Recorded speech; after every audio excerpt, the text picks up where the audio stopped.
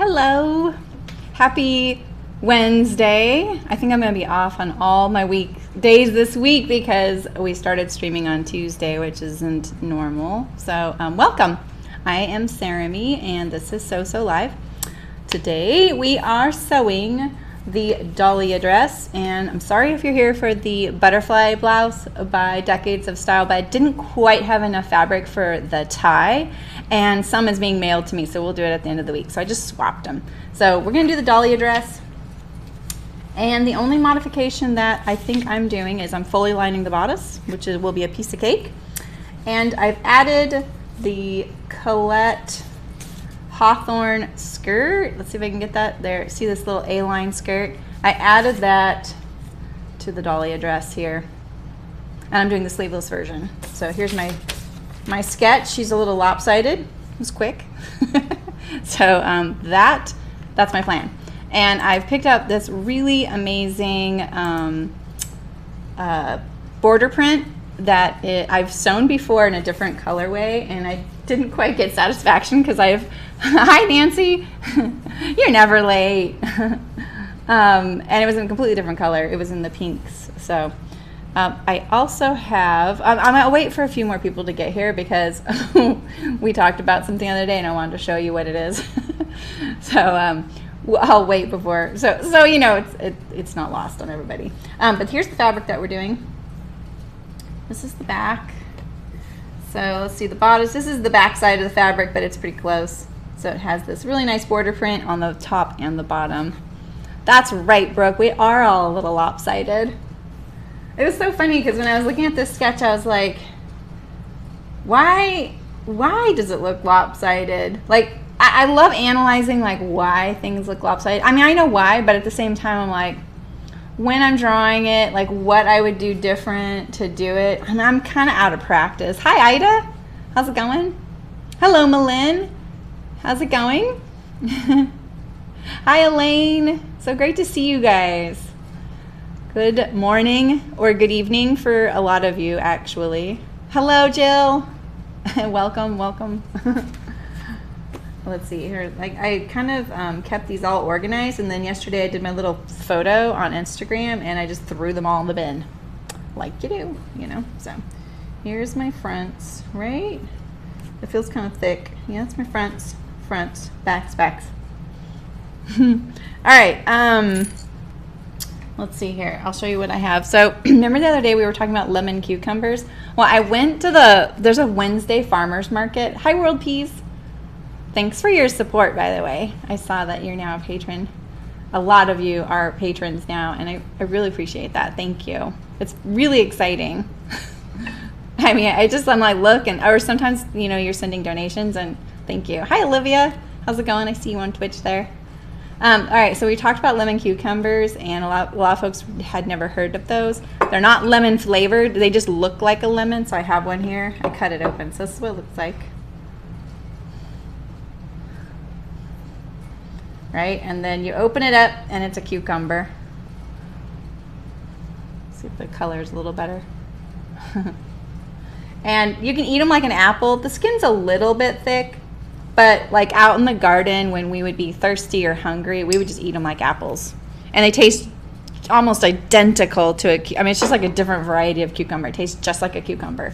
But I really like them because the slices are bigger, and they're a more manageable amount. Whereas, like, we never go through a whole cucumber. I like them, but I'm not like, you know, like nuts for them. You've never seen one, Nancy? I'm lowering my camera so that I can see all the chat. When I move my camera from over there to here, just some adjustment. Let me see about me. I try not to ever look at me. Yeah, they're really good. And I don't know, I like the size of them, you know. They taste really good too. I feel like they're a little bit, I want to say lighter in a way. Yeah, exactly, Nancy. They're perfect for sandwich slices if you put cucumber on your sandwich. And they make nice little like wedges, you know, like an orange wedge in your salads as well. Like I would peel them or dice them or something. But they have more of the center part less of the flesh. This one does. This one does. So, yeah. That was a really good farmer's market. We have 3 farmer's markets a week here. But one of them's more like a festival. It's on Thursday night, and there's like bouncy houses and live music and food trucks and everything. It's big, and it's downtown. It takes over the downtown. And then Saturday is like a traditional farmer's market. And then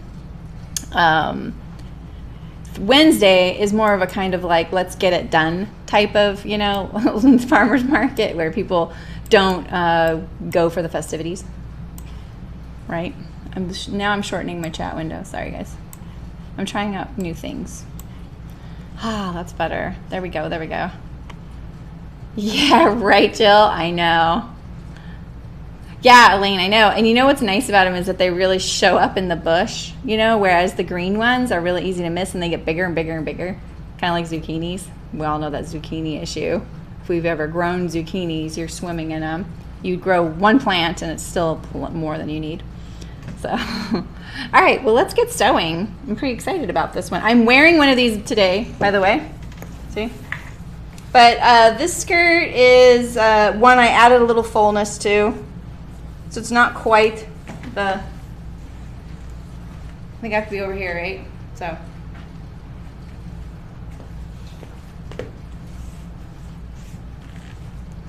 You can see. So this is a Dahlia. It's in double gauze. And, you know, it's getting a little faded. Let me see if I can show you a little bit of it. See, it gets a kind of a worn-in look, kind of like denim because it's navy blue. It actually looks better on the camera than in real life. I kind of like it. I don't really like the way it wrinkles on the hem, but overall, it hardly wrinkles. You know? So. Yep, zucchini regrets it, exactly. I feel like in Humboldt County, where we used to live on the coast, that would be the joke. Like the new gardener would be like, and I've planted zucchini, and all the other gardeners are like, you know, because zucchini thrives there. It gets huge, and people will be like, I've been checking it every day, and I don't know how I missed this one, and it's like the size of a Volkswagen Beetle, you know. We're all like, yeah, you can't eat that. And people are like, oh, you can just make zucchini bread. How much zucchini bread have you eaten in your life? Not enough to take care of the zucchini issue. Oh, I have this little ruler here because I forgot to show you guys that I got a new insert for my home sewing table because mine was kind of falling apart. And let me see if I can find my old one. I think it's right here. God, I just mashed my hand on the keyboard of my computer, not even thinking. Okay, so here's my old insert. If any of you have like a sewing table, so this is where my sewing machine goes. And then this sits in the hole of my table so that my machine can be flush with my table like this one is. And then this kind of fills all the negative space for the hole. But if you can see this little lip right here, it's just breaking off everywhere. So I was having less and less lip, so recently I taped it to the machine because look, there's no lip on this whole edge. So it would just slip down into the crack. I can actually throw it away now. I'll just put it in the garbage here. So I got a new one and it's so nice. It fit perfectly. It's a nicer material. It's perfectly clear. I'll post a picture of it. And it came with a ruler. But my table already has a ruler, so I'm so excited that I'm gonna put this one on here. I have a ruler here. Yay. So it's the little things, right? You know, so. All right, so are we ready to sew? 3 out of 2,000. Oh, look, I can like, where's my delete button? I can actually type in there. How funny. I didn't lose you guys, right? After I pushed my hand on the keyboard. You guys are still here, right? It says I'm still live. So funny. All right, let's do it. All right, so this has a side zipper. You know, I really should look at the directions so that I can kind of sew this in the same order. I'm just going to glance at them really quick. Look at that. Okay, stay stitched the butt. Wait, is this the with the sleeve? This is sleeves.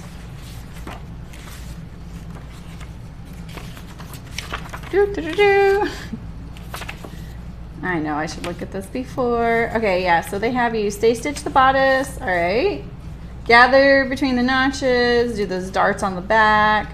So one side seam, and then you do your cummerbund, or midriff. Yeah. Yep, okay, cool.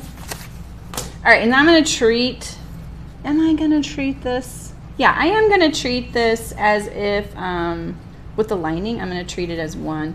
But here are my darts for the back here. So we will mark the darts on all layers like this. I'm just gonna pull this one up here and pull this one up here. This is the back side, this is the front side of the other one. I'm just gonna stick it in a needle or a pin in here, mark my darts. Since I have two going here. And I wanna mark them on the back side, right? Here we go. This fabric is, I'm really excited about this fabric. My machine's not even on. Yeah, I already lost one pin. Here it is, okay. All right, I am worried that you guys aren't there anymore. But it shows I am, okay, okay. You guys are just being quiet. Just making sure. Like, I literally leaned over there and put my whole hand on the keyboard, not even thinking, you know? They're hiding, growing into monsters. Yup. All right.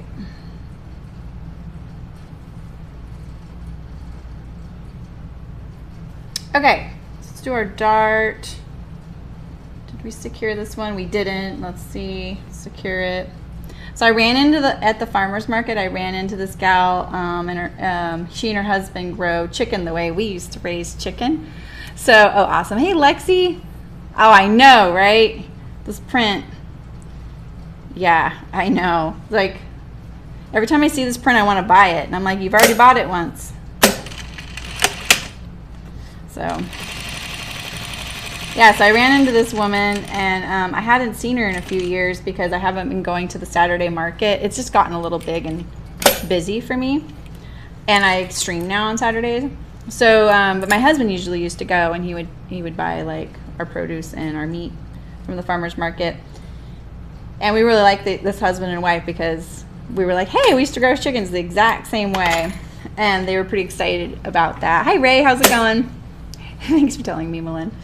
And so she was like the first vendor I saw. I was like, oh, hey. And so we were chatting, and she was trying to untangle some twine that she probably used to like wrap things in the booth or something. I don't know what it was for, but it had like slipped off the end of the roll, so she was trying to get it back on track, and she was having trouble. She's like, well, you're crafty. I'm like, yeah, I don't know about that. I said, I sew really good, and I knit okay. That's about it. And she was like, oh, well, let me show you what I have here. And she had the shirt that needed some repairs. And it's so funny because I usually am like, I would never volunteer to do something, but I asked her, I was like, can I take this? Because my stream actually might want to know how to fix this, and I'm kind of curious how I'm going to fix it too. So I got her shirt. So it's like, you never know where you're going to get content, right? All right, so there's my darts on one back. And then I'm going to do my other back. Let's secure this side while I sew this one. And it, you know, it's just a cute little like button-down camp shirt with darts. I think it looks like the Granville. Look how deep I notched these. That's too deep, by the way. Too deep. But she had a favorite shirt that she really liked, and she was in Nepal once, and they copied it for her and then sewed her another one. And it's in, I swear I've seen this fabric before. We sold it. It was cotton, but the warp and the weft were two different colors, so it had that kind of iridescent sheen. Hi, Louise. Nice to see you. And so, you know, it's kind of special to her. So we'll see if we can fix it. It just ripped at the vent. It probably got caught on something. But the shirt's in really great condition, so it'd be kind of a shame to let it go because of that. I think I'm going to take it to the fabric store and see if they even have the fabric I'm thinking of. I always hand tie the ends of my darts. I could have folded this one a little better. Trying to get that one stitch there. That way there's no bulk there right at the under the apex of your bosom. Because a lot of times, I don't know why, but sometimes when you reverse your machine, it doesn't go exactly the same direction that you were sewing. It will go, so say, you know, the machine isn't moving. I am, right? The machine is only going one way. Maybe it's user error. This is what I think. So when you're going on the shirt at an angle. So maybe when you get here and you reverse, maybe I'm moving my shirt a little, because sometimes when it reverses, it goes this way and not back along the angle that I was going. And so then I get this weird little like bump. No, I haven't, Louise. Right, Ida, exactly. No, I ran out of fabric to cut the tie, and Hearts Fabric to the rescue. They were watching and they sent me some. So I'm gonna get it probably Wednesday or Thursday. Things get here really quick from the coast, and I'll cut the tie out and we'll sew that on probably Friday. I think I'm gonna sew that one straight through because it's pretty straightforward. I think it's pretty straightforward. I'm a little worried about showing it differently than the directions with the you know, French seams, but we got this. So we'll see. If it creeps into Saturday, that's fine, right? Or maybe I'll start sewing a little bit on Thursday after this one, when I finish this one, and then, yeah. But I'll start the stream over again for it so that it's separate. Just so you know, just in case you can't make all of it. All right, so here's my bodice. I was looking at my bodice. In fact, I brought in one of my others. Oh my gosh. Look at all those piles behind me. Here's another one of my Dahlia dresses. It's really cute. You see these little black cats on it? They really don't show up when I'm wearing it. It just looks like a little spots of black. So this is the close-up you can see of the finished. So this is the front. It has gathers right here. It's bias finished. I'm starting to regret that I sewed everything with cream thread all the time. Here's one of my attempts at invisible zipper. Where'd that little thread go? This thread's gonna be a problem someday. Let's get rid of it. And I compared I have 3 of these. So I think I have 3 of these dresses already. So I compared my strap length right here. You can see it's a continuous strip of binding. And I start and stopped right here because this is my seam for the zipper. That's why it's like that. Could have been different. See, this one's a little more finished. This is like a quilting cotton too, and it does work for this fabric. I think I serged it all. The back has the darts into the midriff here.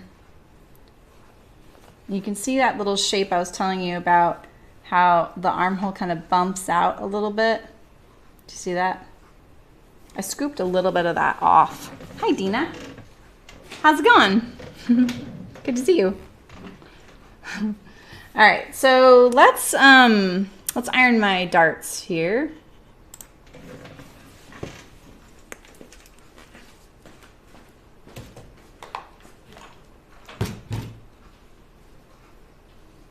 All right.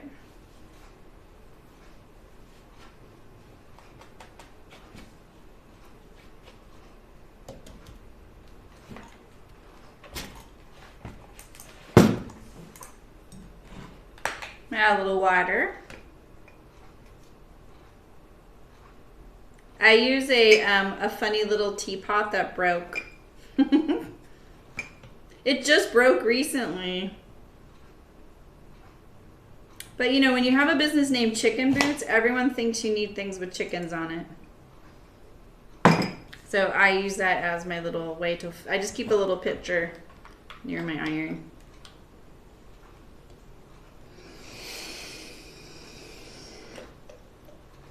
I always lift it up to kind of smooth out the dart right there. Because remember, that's the bosom. You want it as smooth as possible. Oh, it's not the bosom. This is the back. You still want it to be a nice, smooth transition to the back. Like this little, you know, it could be a little nicer. Maybe a smaller needle with smaller thread would give me a little bit nicer of a finish, more of a taper.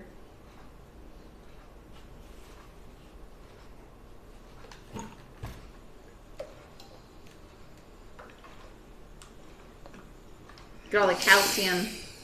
A lot of calcium in our water here. Most irons have it, but I've never seen the amount I do here.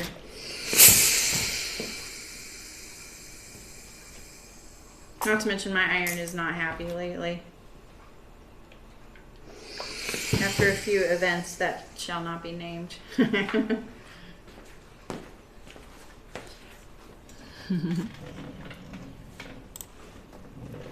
So, are you guys sewing? What are you guys doing? Working? Cleaning? Eating? Tell me. What have you been up to? All right, so I think what I can do here is I'm gonna put these, where'd they go? Oh, these are my gathered ones, right? I'm gonna put these face first, face to each other.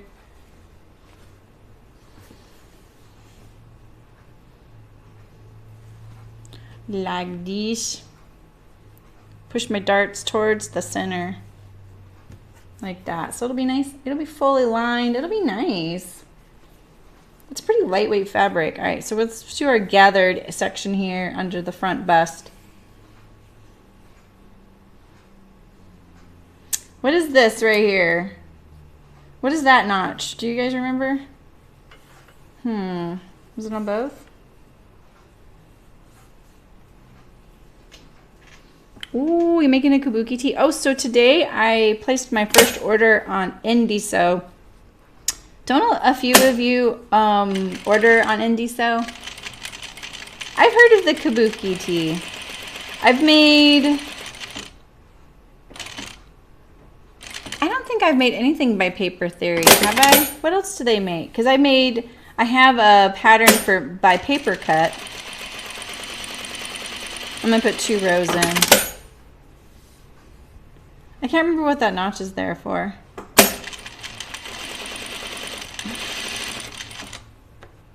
What? Oh, there it is. Okay. I'm going to, put 2 rows kind of close to each other. Makes the gather stay a little straighter. Oh, you're making a reversible dress #1, Olivia? That's pretty cool.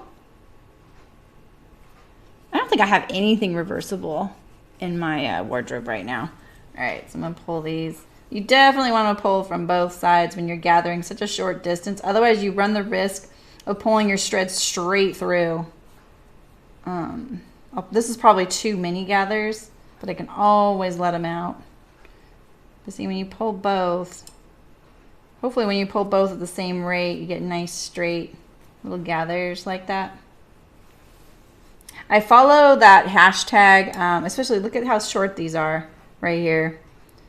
You would definitely, if you pulled from this side, pull your thread straight through, you know. Oh, it was free. Okay. That's good to know, Jan. Thanks. I follow that Men Who Sew hashtag, and this one person who does a lot of costumes, and he is doing cartridge pleating. Have you guys ever seen cartridge pleating? It's like 3-dimensional. It's so stiff and thick and deep that you literally are making something like oh, I can't even mimic it, but each pleat is so thick that it ends up being like a ridge around the edge, and then you have to hand stitch to it. Like you can't sew it into a seam. It's too thick. It's really cool. Oh, cool, Olivia. That's awesome. You don't need French seams on your reversible one, though, because all your seams will be inside, right? You're not doing it on that.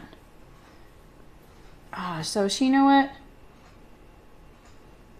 I'm gonna take this out. See how easy that was? I'm gonna do them together. I'll do them together.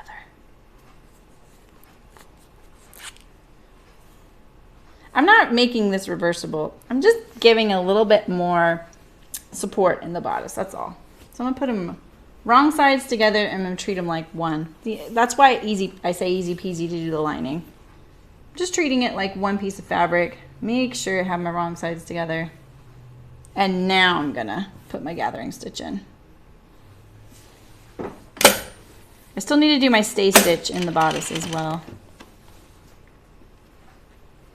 This way, if you treat it like one, you need not do anything different sewing wise.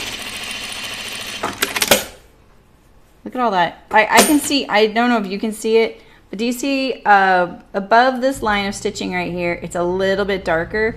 That is because I haven't sewn since Saturday and it's oil.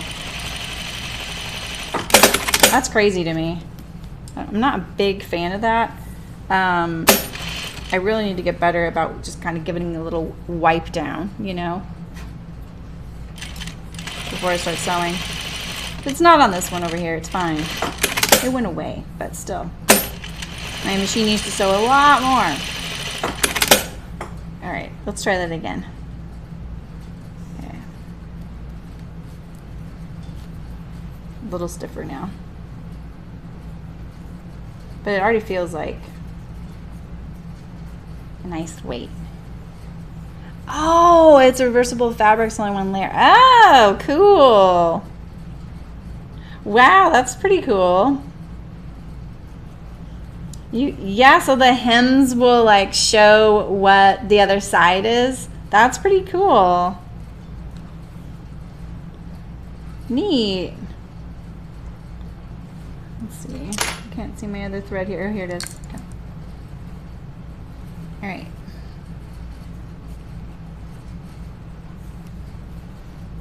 I'm pretty sure it's just too much gathers, but we'll get it to work on the bust. So then now we have our place for our bust. Put some stay stitches in. That's the top of my zipper. You really do want to stabilize this area because it's all on the bias at the armhole there. I don't want any wrinkles. I mean, even just because I'm using 2 layers doesn't mean that I cut them perfectly. I did cut them one on top of the other, but I folded it, which creates inaccuracy. So I don't know if you can see, but this is pulling away a little bit more from the edge. So I'm just going to look at it and make sure it's flat. And I'll leave it like that because matching it up will just create like a bubble inside of my garment. And I don't want that, right?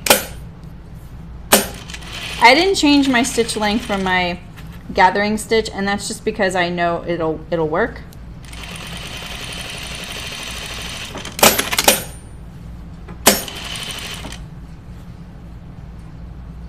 All right, let's line up all this, make sure.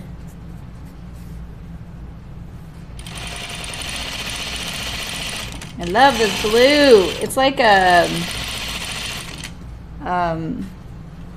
it's got kind of, it's not purple, but I feel like this is actually a true royal blue. It does have, it just has like a really great color to it. All right, front bodice. Stay stitch our back bodice.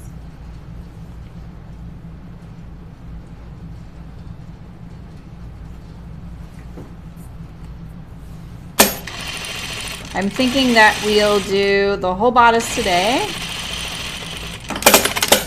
and then the skirt and the zipper tomorrow. Thanks, Allison. I know, right? It's so amazing. I just can't get enough of it. This is my second project in it. All right, so I'm just double checking this is all flat. So I have 2 layers of fabric here. I don't want to create problems for myself, you know?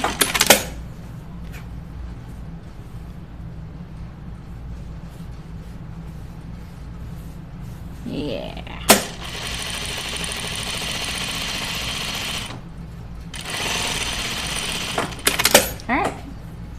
Now, which of these is my front, which one's my back? Because now I've jumbled them after all that work of trying to keep them straight.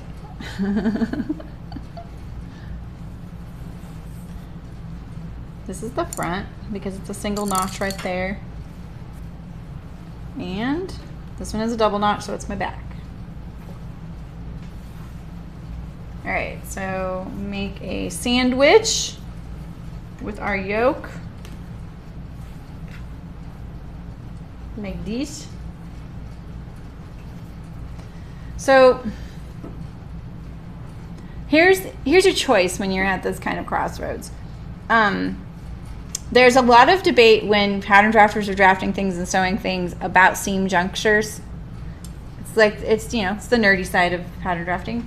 And I'm going to walk you through why I'm saying that. So traditionally you would construct this to the back, the front to the back. And this would be one separate component of the garment. And then you would attach the front to the back, same thing, right?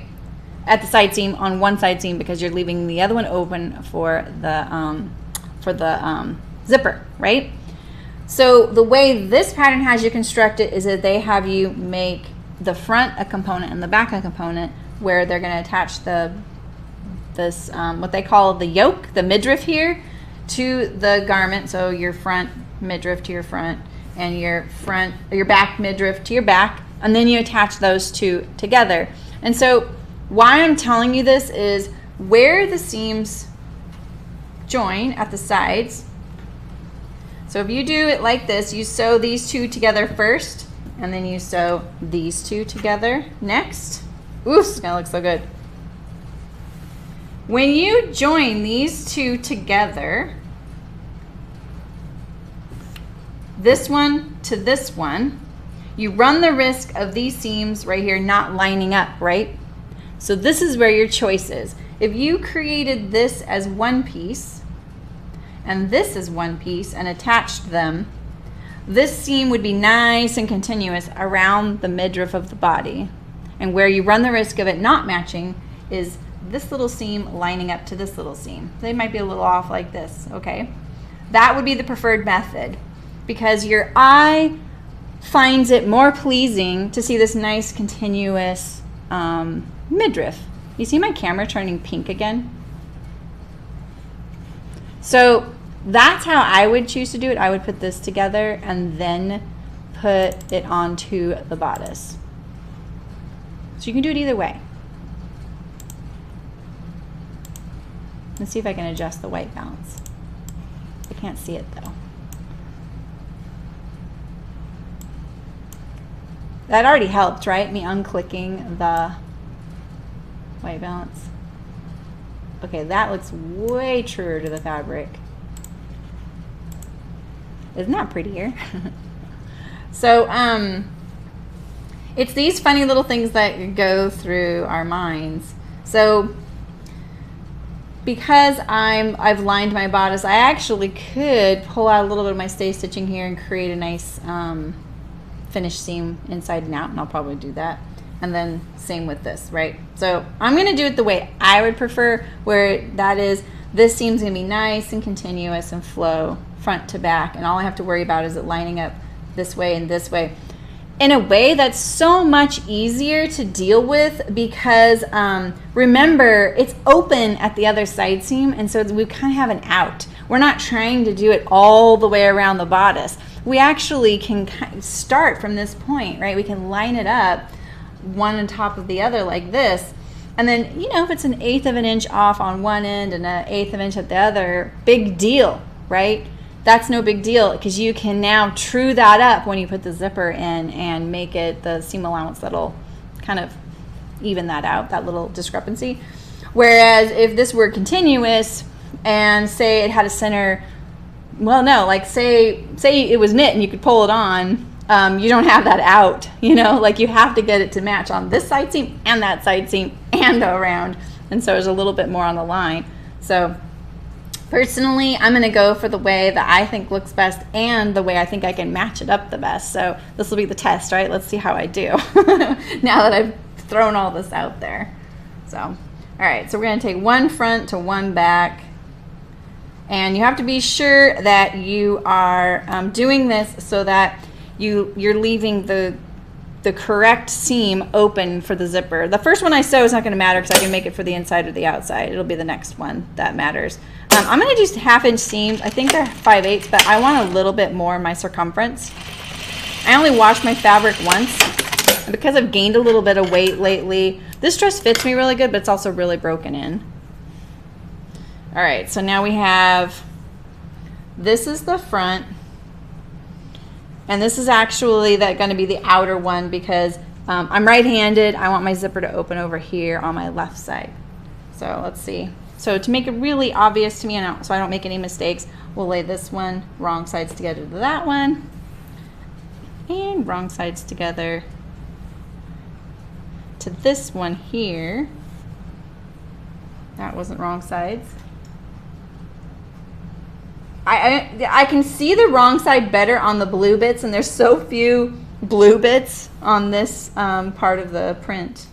All right, so here we go. So now I'm gonna put this right sides together. So now I have an inner and an outer yoke.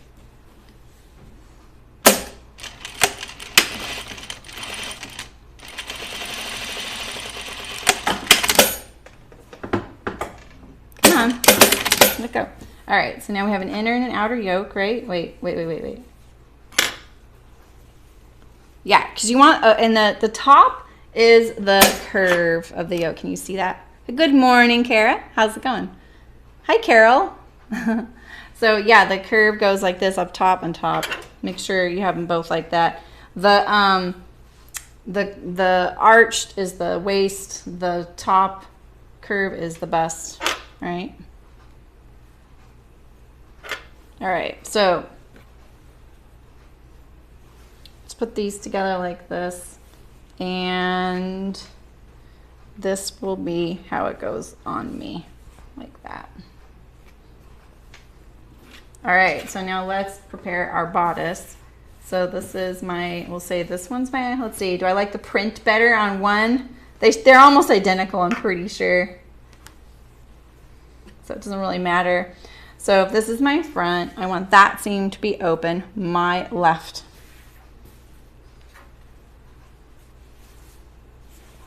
And this is how it would look, right? It's my back, it's my left, like that. So I could make it so that I have a nice clean finish without having the French seam. So I think I'm gonna do that. Just because it's pretty easy. All I gotta do is pop out a few stitches right here of my stay stitch. No big deal. I kind of thought about that when I was putting it in, but I was like, we'll just see when we get there.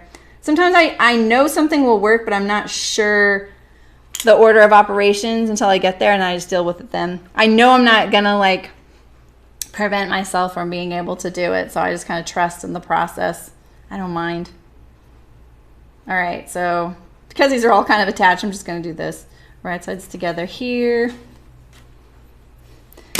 Keeping your seam allowances the same, whatever they are, is going to set yourself up on that whole midriff to waist to bodice matching, right?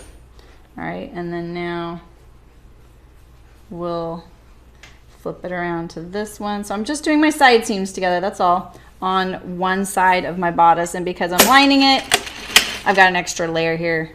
But if you're not lining it, you can serge and stitch it together, right sides together, or do a French seam. I'll do French seams on my skirt. Okay, so let me show you what I got here. So now I have a nice finished side seam inside and out, which you could have done before you did all the stay stitching and stuff. But like I said, I am treating these kind of as one layer. Because the yoke finishes the inside and the out, I'm kind of I got an out on how to do it. Let me press this seam open here and on my midriff as well. I keep calling it midriff, but the pattern calls it a yoke.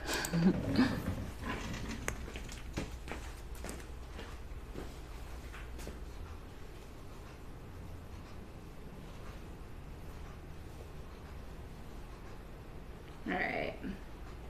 I'm just going to press the seam open, traditional style.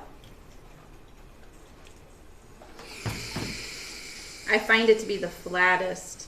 It's so nice when you have a nice flat seam. Nothing showing through to the outside. Okay. So now here we go. Here's our bodice. Nice and clean, finished. This is the front. This is the back.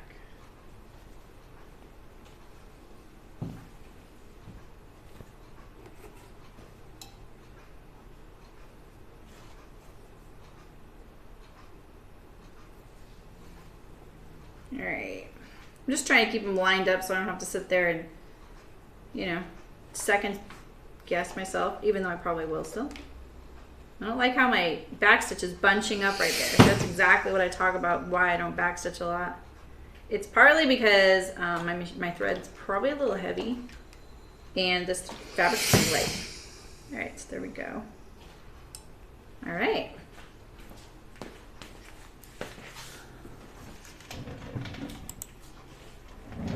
Oh yeah, the color looks so much better. Except for all the dust on my monitor, I'm like, wait, that's the wrong side of the fabric because I can see the lint on my monitor on top of the blue. Okay, so now we're going to make our sandwich. All right, so what we're going to focus on mostly is lining it up at this seam right here. I'm going to pin from there, and I'm going to make a sandwich like this. So I'm going to line it up. Really, we just want the seam to match on the outside, right? But, you know, hopefully everything's been going together pretty good and it's all gonna match inside and out, only because it's the exact same pieces. But you never know. Like, I've definitely had like fabric shortages and one seam is in a different spot just because I'm like, okay, I'm piecing together fabric here, but no one's ever gonna see it. You know, you do what you have to do. So I have 4 layers here, and I'm just kind of doing my best to get them all lined up. I can feel it too, which is nice. It's very positive. When you press the seams open, it's almost easier. All right, and then I'm gonna go from there around the bodice. Start there.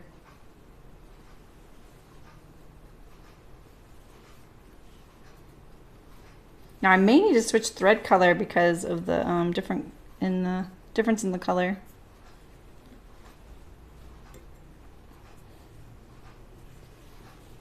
What's up with that? Why is it doing that?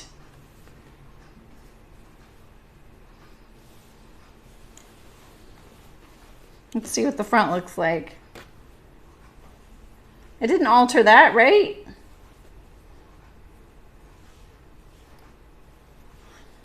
Now the front, I mean, you definitely can get to match because you have these gathers, right? You can kind of fudge a little there, but there's typically notches that your gathers need to fit between. So what you do is find your center. Where is my center?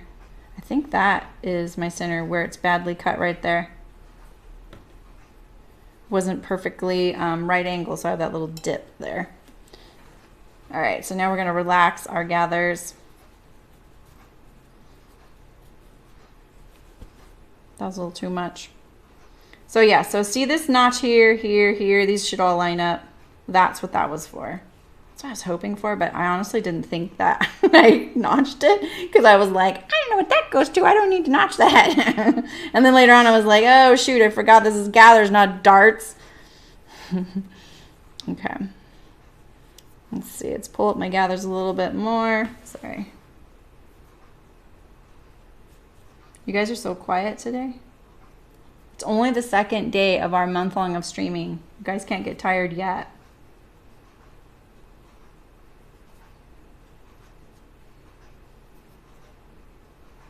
I don't know why I pulled out any of my gathers. Like,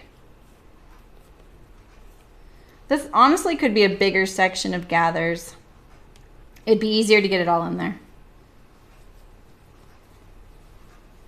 But when you have it nice and tight, it does create more of a cup shape. And for those of you that are like, I'm not really a big fan of how gathers look like on the bust, putting a dart in here, like if you wanted to modify it, is a little bit risky because the dart has to be so short and so drastic in such a short amount of space. You run the risk of getting a point on your apex, which is just, it's just not flattering unless you're Madonna. I mean, let's face it, it wasn't that flattering on her either. But we definitely did a lot of chin wagging over it. So if that's what you're going for, awesome. You know. Don't let me stop you. Big fan. See, look at all, I can't even get it all in there. Like, it's a kind of a small spot. So I guess I was wrong. I don't have to let out any of my gathers at all. Let's tighten that up a little bit. I'm keeping my threads kind of up so I can see them.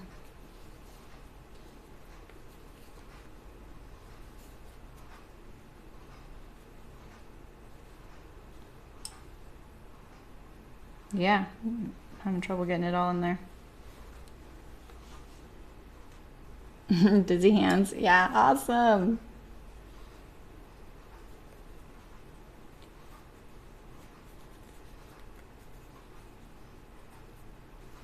Yeah, I listen a lot when I'm streaming, and then they'll say something and I want to chime in, and I'm like racing across and almost killing myself to comment before the moment's lost. I'm sure you guys can relate to that. Allison said that she was doing that when she was on her little sewing vacation with her friend and watching us here. She'd be like trying to cut stuff out on the floor, and then she'd run across and try and chime in. I can relate to that. All right, so I'm really tightening this up. See, it could just be a little bit bigger of a section and it would be a little easier. Because when you have it really tight, you also run the risk of kind of getting your gathers folded up over themselves, and you don't really want that either. You know?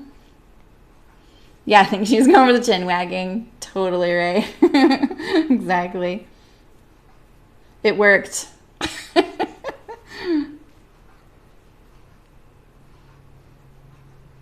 I so remember that moment, seeing her and being, you know, like a teenager, and you know that, like, we loved Outlandish, but even I was kind of like, huh. I'm not very conservative, but I wasn't like, but now I just get it. I get the commentary over it. I really like what we talked about. I actually like the fact that, you know, women's undergarments weren't really ever like discussed or shown or anything, but they're such a major part of our lives, you know. Okay, I'm having a little trouble right here. Let me see here. I can't get it all in there. See, so then it wants to fold like this. What I should have done was made the gathers longer past the notches, and that's probably in the instructions. That was my bad.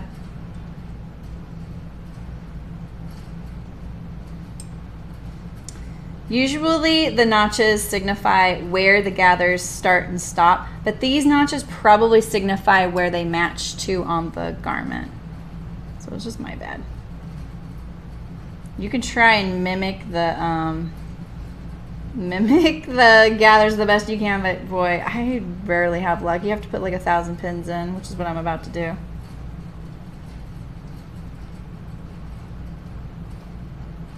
All right, we're getting there. We don't even know if I've matched my seam well yet. A little nervous.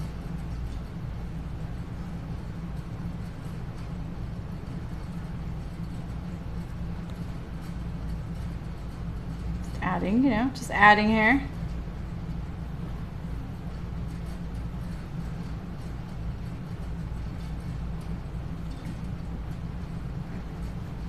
I like my gathers to be smooth because I feel like this can run the risk of giving me a droopy looking bosom.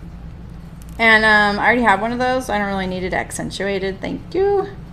So I do like my gathers to look Perky. Oh, good. I'm glad, Ray. Yeah, I mean, this is it, right? This is the bones of the sewing. You know. Hi, Eliza. Welcome. All right, let's see how I did. Should we double check my matching here?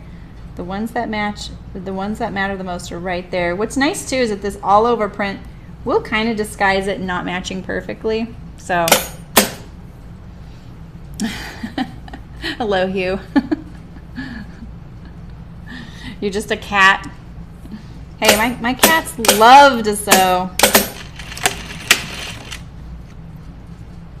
All right.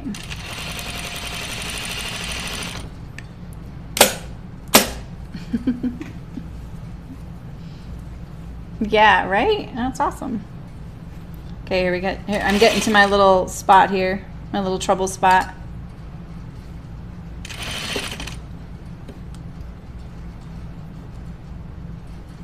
I have a lot of pins under there, so I'm just kind of keeping an eye on it. You can sew right over those. This is a lot of pins next to each other, so I'm not going to like speed demon over it.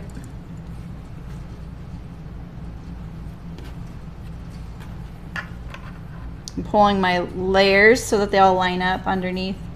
I feel like I have a wrinkle and I'm a little worried about it right there. Right there, right there. There it is, there it is.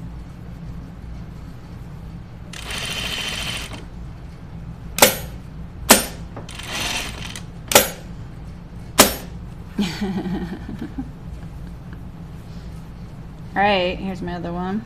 This one wasn't so troublesome. Let's see how this looks. Not bad. Yeah, that'll do. Is this my front? Yeah, that's my front. Okay, so that's good. You never know how it looks on the inside, you know?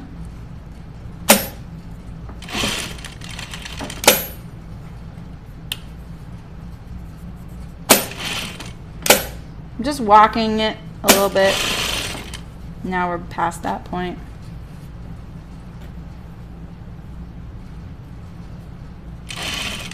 I was really shocked yesterday. My husband asks me sometimes, because, you know, he wants to show he's interested in what I'm doing, because I called him on it once. I was like, hey, I asked you about your soccer games. Come on. And so he asks me occasionally, oh, how was your stream today? Well, he asks me every day, how was your stream today? You know, and then sometimes he'll, you know, ask me, so how many viewers do you have? I was like, you know, I don't even check anymore. I keep forgetting to check. Oh, right, I forgot I have this whole big issue over here. What the heck? Did I cut this on the wrong? This is what I think. I forgot I have this little issue. That's on the back, right? The back one. Let's look. Wrong pattern. Hi, Veronica. Right, exactly. Aww. Right, Jan, I know. Yeah, my animals love it when I'm sitting still. Okay, this is exactly what I'm worried about. Did I put that on the fold and not that? I'd be really disappointed in myself if I did that. No, I didn't do that. I don't know why it didn't work.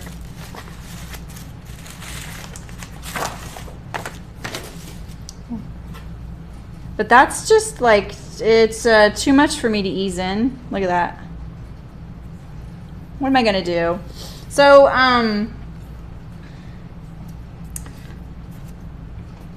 the right thing to do would be to cut this out. So, because you don't really want to just push this to the side seam all that extra, because then your curve will be a little lopsided. We can see what it's going to look like and see if it really is going to bug us. But let's take it out and look at it right now. Is it that... Did I just cut the wrong size out? Look at that.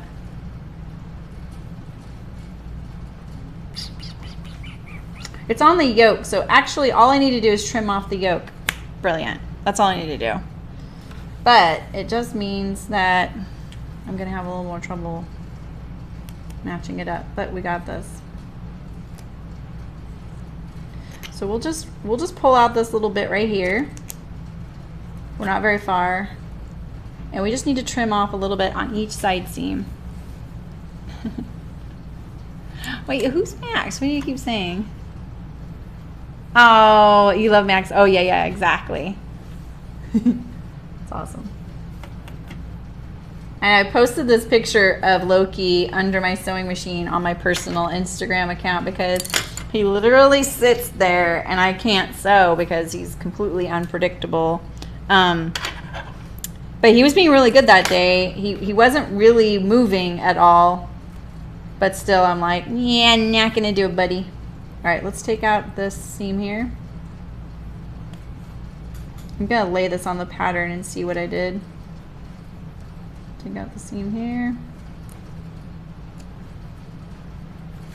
I just clip the, it's pretty easy to take something out, right? You just clip the back tack and then it releases it.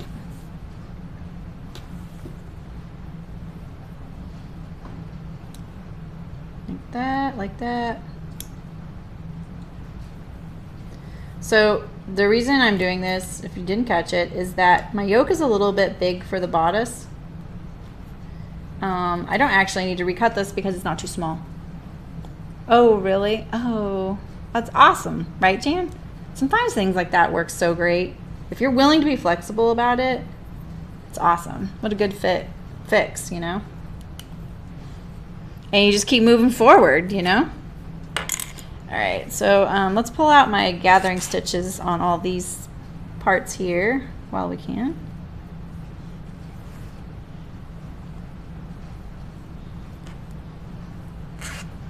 Ooh, that is so satisfying. It's like pulling out a splinter, but better because it didn't hurt.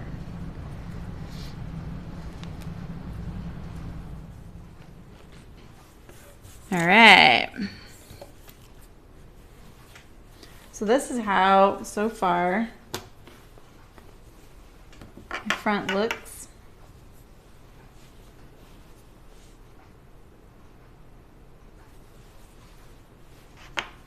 What's that?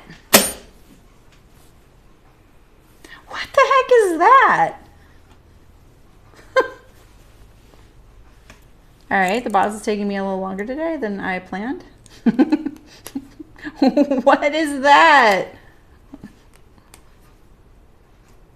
I'm just going to take it all the way to where I did because I just took it out anyway right there.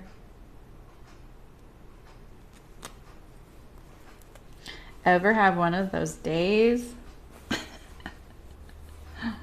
You know, like what is that? Okay, well, great. That, see now look, it doesn't match. Oh my gosh. All right, see you later, goodbye. I'm just teasing.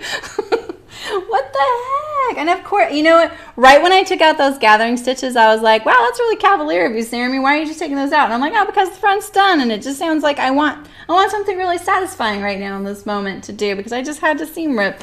And then that happens. There's a little tuck and it takes up all of my matching. Well, poo. All right, so I'm gonna think about that.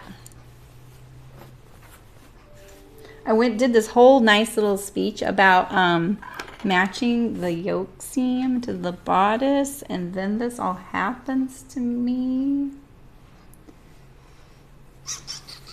Where's my center seam? My center notch. Okay, let's move.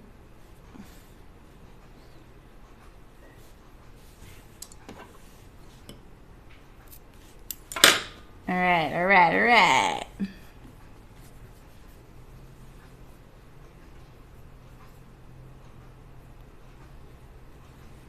If it matches, I'll scream. All right, yeah, okay, look at that.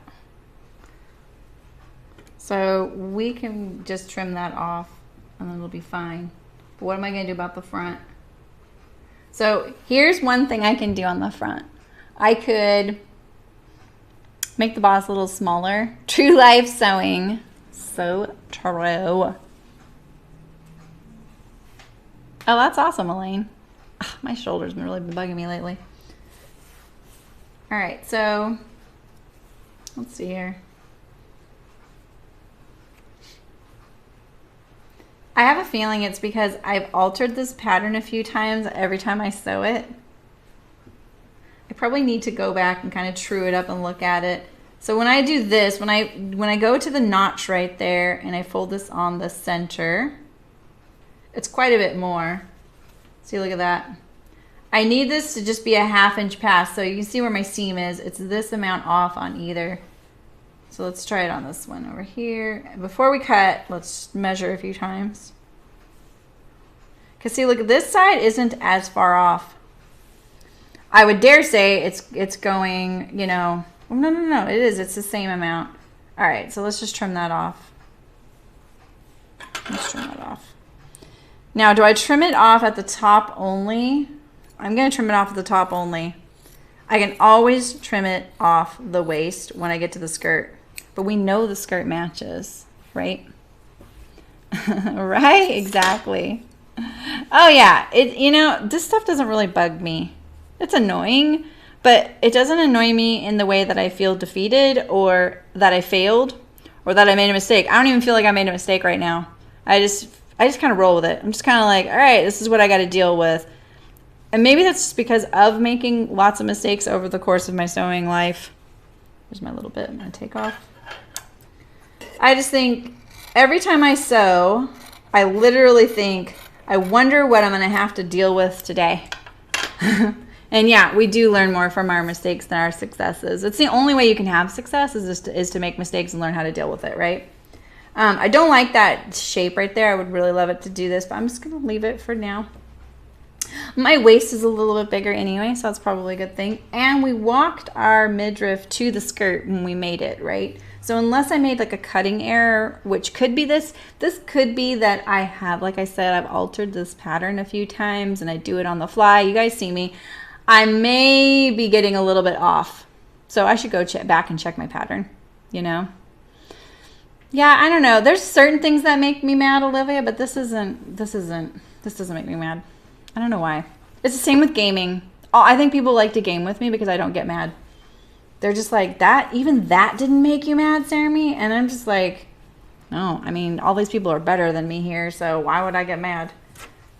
And here, even though I do my thing pretty good, I just know that this is the part of it. This is how it works. All right, so what to do here though? So what I think I can do actually is I'm going to take off my whole yoke, but I'm going to stitch down my gathers before I do that. As close to this as possible. And then that way I don't have to worry about it. Right? That way we can just start fresh, kind of. So back to the fact that I ordered something on Indie Sew. Have any of you ordered on there before? I had no idea you could post pictures of your makes on there. And it's a kind of a really clean way they do it. I really liked it. I liked it I know people really want detail, and I like detail, but here I have a video, right? You can watch all the detail you want. I know that sometimes is a much longer format than people really want, because this is more about an experience with the information. But I do have all the details in a pretty concise format on all of the projects we do here together, right? On my website. And then like, if I've made the Archer button up 3 times, you're going to find all the links to all the Archers in that one spot rather than trying to find it on YouTube, right? Because YouTube is kind of awful to navigate. So, but what I liked about that Indie Sew site is that you can put it doesn't ask you, like Textilia is very detailed, and I really appreciate that. But at the same time, I've already done that on my website. I really liked that the Indie Sew, you can post a picture, you title it, you can write some notes, and that's it. And then you see everybody else's. It's almost like seeing a curated list of hashtags for a garment, you guys. So that's something to do. Like if you're looking for a garment, even if you've already owned the pattern, Indie Sew is a really great, looks like a really great place to go to see finished pics of the garment that you're working on. Bye, Ida. Have a nice night. Yeah, right, Allison? Exactly. Yeah.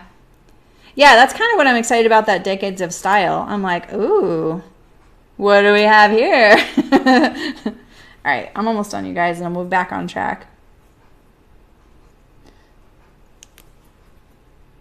I'm having trouble seeing my stitches, though, so that's why it looks labor intensive. It's the navy blue. Yeah, and I don't know a whole lot about Indie Sew. I mean, I like their posts on Instagram and stuff. But they sell, I think, fabric and patterns and maybe supplies. I don't really know. But I would say it's kind of a good place to go to look for some finished garment pics is really what I'm talking about there. So I checked it out today. I found it by accident. I can't remember why I was looking for something, and then it led me to their site. All right, here we go. None of this happened. It's all in the past. We didn't have to cry or throw anything away, so that's a win, right? We'll take it, right? Okay. Yeah, because usually when I'm looking for a pattern, I usually look for it on hearts. Because, I mean, it's hearts. And then, but if I want to see how the garment I'm going to make looks, that's fine, Jan. It's fine. I'm looking at hashtags, right? But sometimes the hashtags are cluttered with things that aren't related, you know, or the people don't put any information. They're just proud of their make, and it's not anyone's obligation to provide us with all their sewing details on their project on Instagram, right? I mean, if it's a pattern company or someone trying to promote the thing, then great. But I don't feel like, I'm not going to get mad at, you know, Susie Sewer, who's just like, look, I made a thing, you know, and I'm not going to grill her. So did you put that on the bias? What seam allowance did you use? What size did you use? How tall are you? What's your measurements? You know, so I'm not going to bug them about it unless they seem kind of open to talk about it and I can see that they've responded to other people. You know, so sometimes the hashtags kind of fail me. Like I was looking, like Decades of Style was pretty great in that there's so few people who've made it. All of them are the 1930s butterfly blouse, but I had to find that hashtag first. I had to look through the Decades of Style hashtag to find it because Instagram is such a bummer that you can't like, hey, these are all the hashtags for my brand, you know, and that it would be nice if we could list our hashtags. All right, so let's see, let's sew here, right? This is my front. This is my back. Let's sew the side seams together.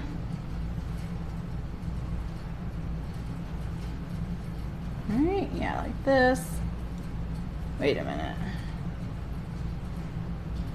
Why does this front have a seam and this front have a seam? Oh yeah, okay, yeah. Okay. Right? Wait, I don't want to get confused now that we've done all this. That's the back of the fabric. I can tell also because of my seam allowance there. All right, that's the front, that's the back. That one goes like this. This one goes to here. Put that aside, just like that. Let's not confuse ourselves. Should probably re-iron my seam allowance. I know.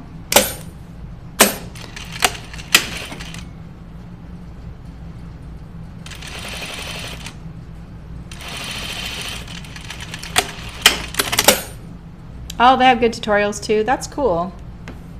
I didn't know that. That's awesome. All right, so this one goes like this because it's the lining side. This looks like the right side of the fabric though. Okay, no, it's not. All right, it's so hard for me to tell. You know, it's like, it's really obvious when you discover it, but for a moment there when you're second guessing, nothing looks right.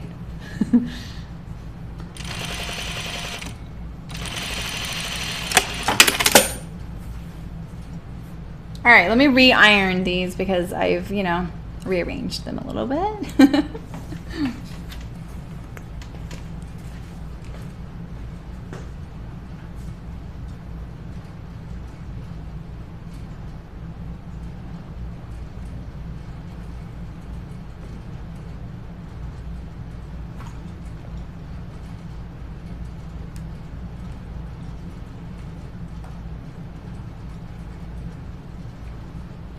All right.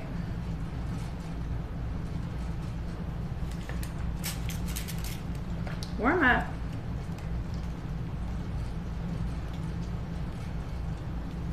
Which one of you is looking at the irons? And did you end up getting the gravity feed? Or are you still trying to decide?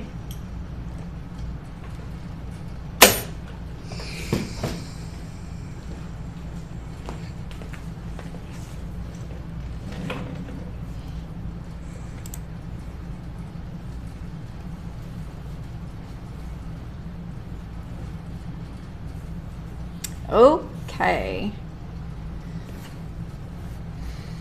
That's my front, my outer. You know what I should do here? Let's just be smart about this. This is my outer front. Let's just be smart, right? Because that's goes around to the back. Okay. Logic. All right, and then this is the lining, and this is the outer.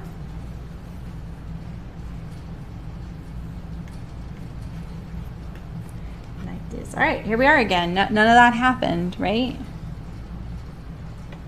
Wish me luck on the second round. So I didn't change the bodice at all, only the yoke. I mean the midriff, or the, you know what I mean. Now I'm getting confused with what I call it and what they call it. Okay, I can feel all my seams are stacked on top of each other. Let's hope they stay that way.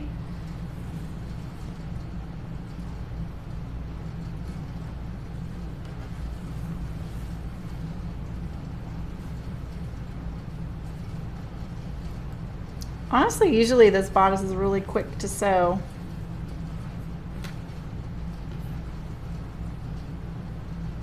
All the work is here, and then we added the pockets to the skirt, so that'll add something.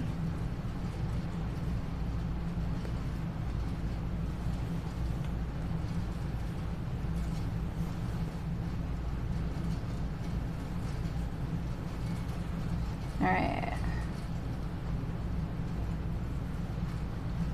Deja vu. Dang, I stitched that down. It's still kind of like, look at that.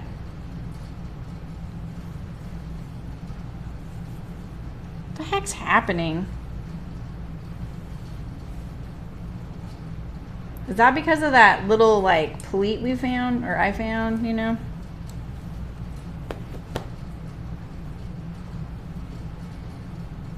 Dang, I've never had so much trouble. This usually sews right up. Sorry, guys.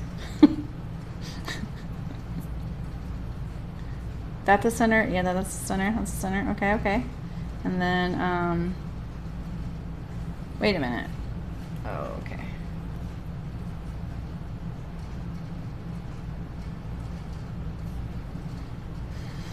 It's becoming a spiraling vortex of doubt.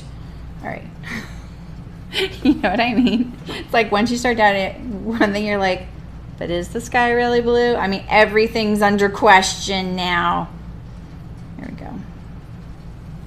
Match up all my anchor points.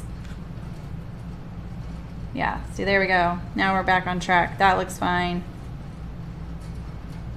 That looks fine. When you have a curve going to a curve, you're gonna see like this kind of thing, but that's okay. Like the fact that it doesn't look perfectly lined up in a nice little straight line.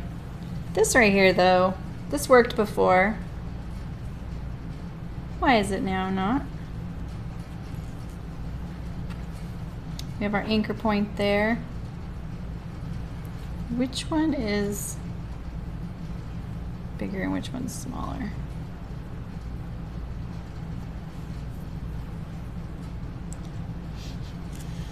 So is anyone here participating in the Refashion It August thing? It's just because we're watching it. Right, Malin? Oh, I know. That's how I feel about math.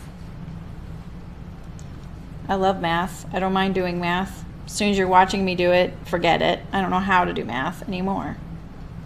All right, so I'm going to like smooth that out right there, and then I'm going to adjust this side here. Smooth that out to there and adjust it. No problem. That will be interesting Saturday, right? I have like a shirt that I'm gonna change into something completely different, I think. It's kind of like, for me, on me, it looks a little hoochie mama. You know what I mean? Technical term, right? Hoochie mama.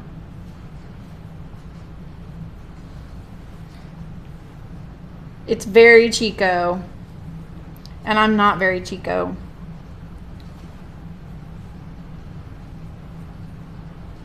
I like a lot of people in Chico. I'm not the. They consider me a hippie here. I'm not quite a hippie either. All right, so I have the same exact little issue I was having before with the gathers. So I'm going to have to pin that. See that little extra there? Even though I stitched it down, but let's be honest, stitching it down like the way I did it was a little dicey. I knew it probably wouldn't be perfect, but it was going to help because I took out the gather stitches.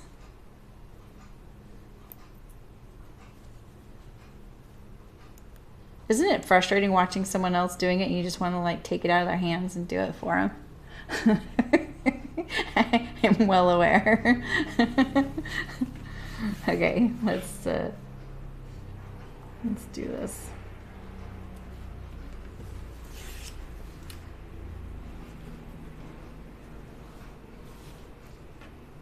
I'm right-handed, so I really want to do it from this side.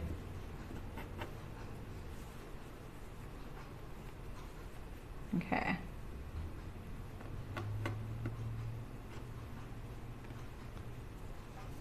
My little awl here. I'm just gonna pick it one little bit at a time like this. And then we'll gather.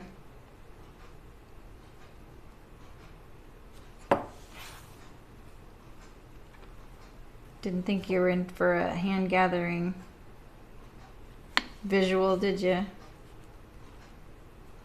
I could just put a gather stitch right over all this and then regather it, but you know, that works.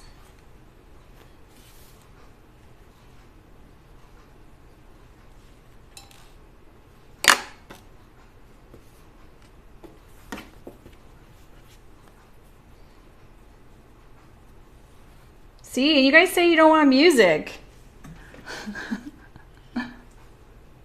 Oh, right, World Peas. There's a person I follow that only does that. It's pretty cool.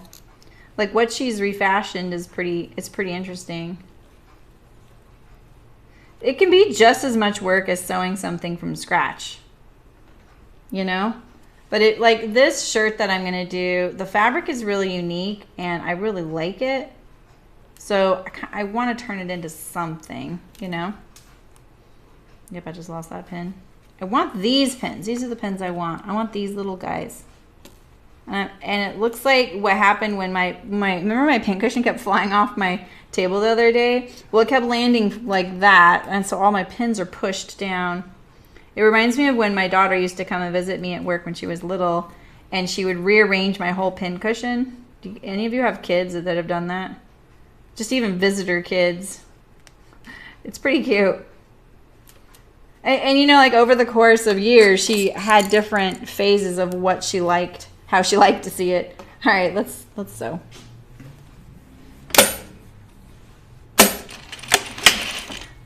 Deja vu. All right, so I got my middle part here. I'm just gonna line all this up. I'm pulling the yoke like that. There we go.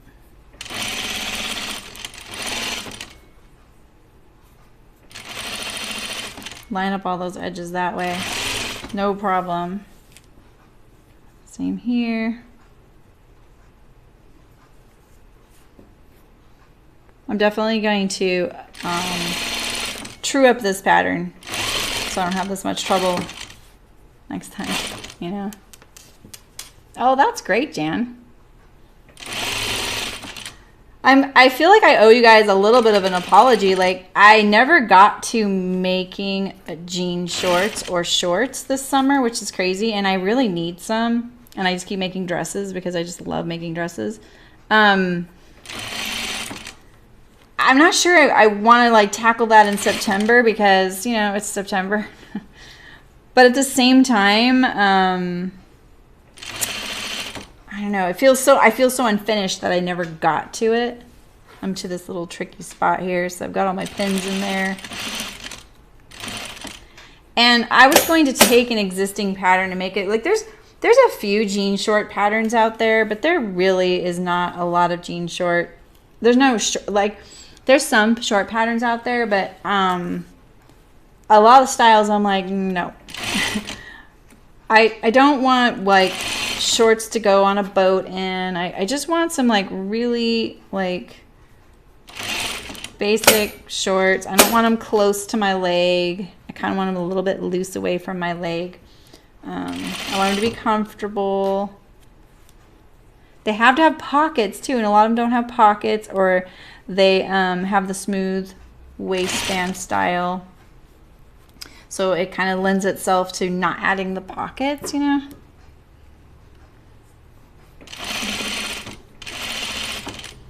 I hope I got these okay. At least it's all matching now. Okay, yeah, I'll back tack. Let's see how this looks. Oh, that looks pretty good. Okay. All right. Let's see how I did. That's the front. This is the outside.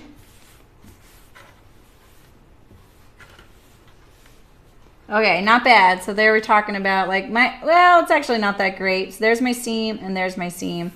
With the navy blue, it's a little bit hidden. Let's see how I did on the inside. About the same, actually.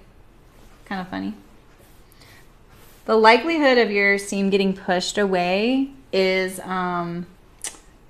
pretty good. Like when you're stacking that many seams on each other, they're gonna get off kilter, just like anything. Okay, this looks okay. Oh, right, Carol. I totally forgot about that because I did them as a prototype. Yeah, you're right. I wear mine too. They're kind of funny to wear as shorts. Do you find? I mean, they're really comfortable, but I feel like I'm wearing jeggings or something. I don't know why. I mean, they're not even long, you know, but still. All right, so that's not a gathering stitch. I gotta like pull that out old school style. That's pretty easy. And we did those back in like January, right? Been a while. Oh, you guys, we haven't had a sew along in a while. Maybe that's what we should have done this month. Okay, so someone was asking about the Acton dress. I can't remember who that was. Was that Beverly? I'm sorry, you guys. I sometimes just can't keep track. But I bought it. So I have my high school reunion coming up. I know, you guys are like, I'm not touching my high school reunion for anything. I kind of have to. I've told you my friend organizes it, and there's just no way I'm getting out of it. We've been friends since junior high. That sounds so like storybook, but, you know, I hardly see him. We just, you know, text occasionally, and we're still good friends.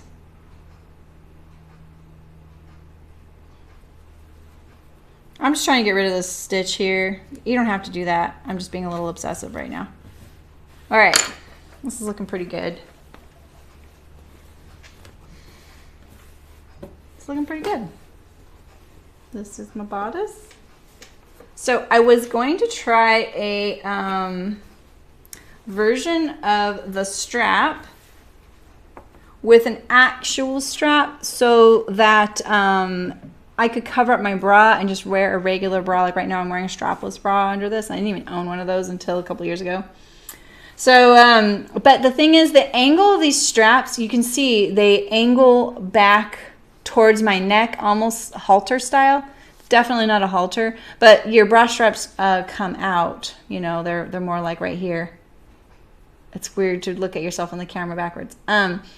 So I'm just going to stick with the original, which is a little easier for me anyway.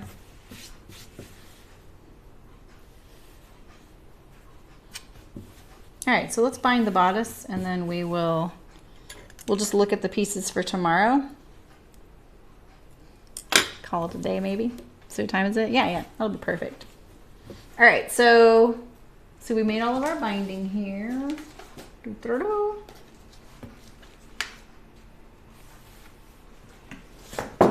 all I got? Is that all I have? I told myself it would be enough. Oh no, I have a pulled thread right there. That'll be okay. All right, let's piece it together. What I like to do is just line it all up on top of itself, so that I can piece it together pretty quickly.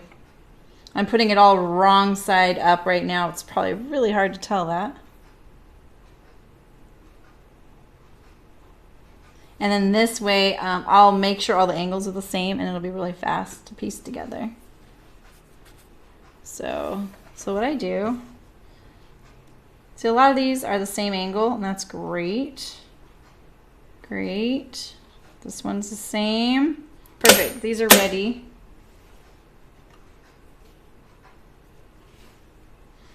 Those are all wrong side up, and then this one here, it doesn't matter if this was going this way and that one was going that way. When I flip it over, it's going to do the same thing.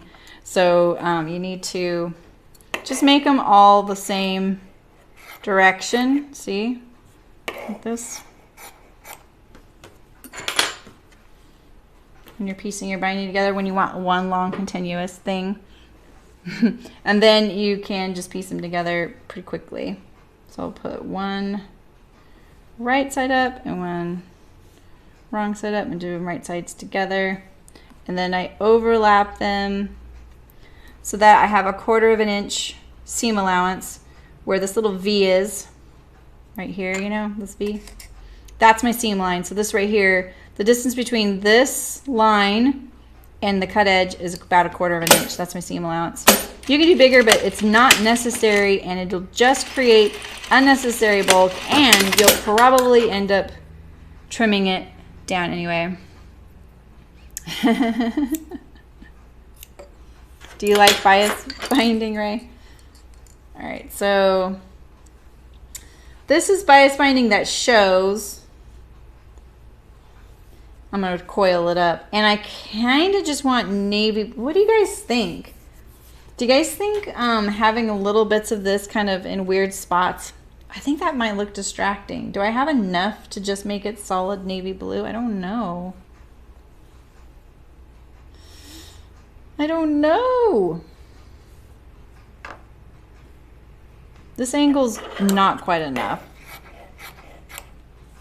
You kind of got to make sure both ends are the same angle. I forgot about that, because you're going to sew one to one and one to the other end. So just make sure you don't get confused on what your right side is. I mean, you're not going to. I will, because my fabric is pretty confusing. Yeah. The reason you do the seam juncture like that too is that you want your binding to be in a nice straight line. No jiggity jogs, right?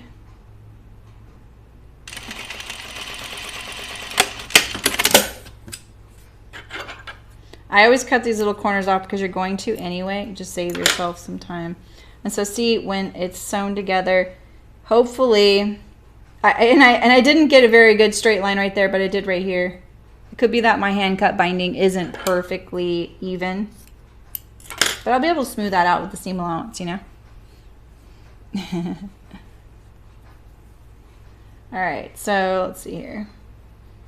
This is my right side. This is my wrong side. This is the wrong end. This is the right end. Like this. I'm making it look really hard because I can't tell the right side of the fabric very well. I don't typically backstitch right here, and I'm gonna stop because it's creating a bump that I really don't like. It's too thick for this fabric. It's just nice having a really long continuous piece of binding.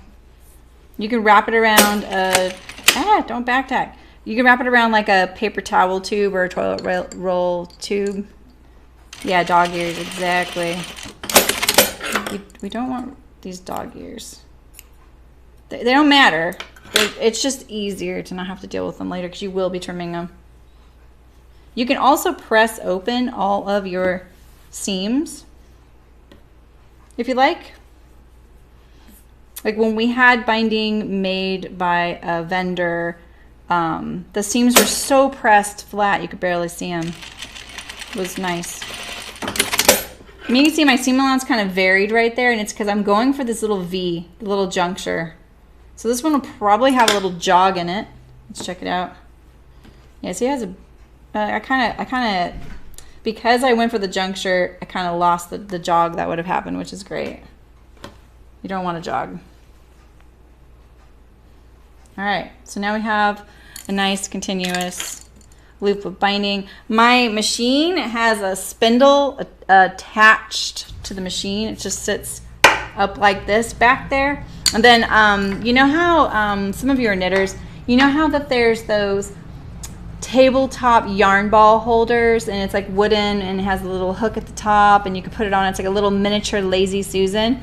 I took the Lazy Susan part off of mine and I put it on top of the spindle. Let me see if I can show it to you.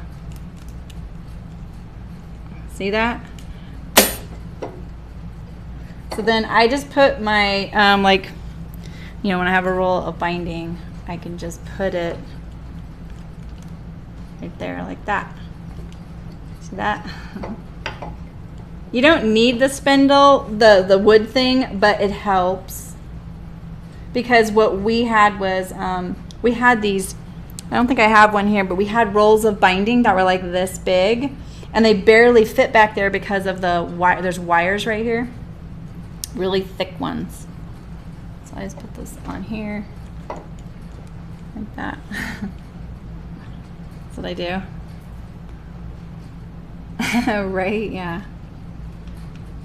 But if you have one of those little wool things or something similar, you could just set the whole contraption there on your back of your machine, and you don't have to have the spindle built into your machine like I do. Because that spindle sticking up there is like, it's attached.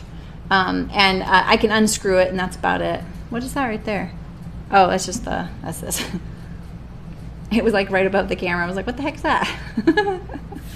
So that's how I do my bias. I don't know if I've shown you guys that. All right, so now you can make your choice if you want continuous bias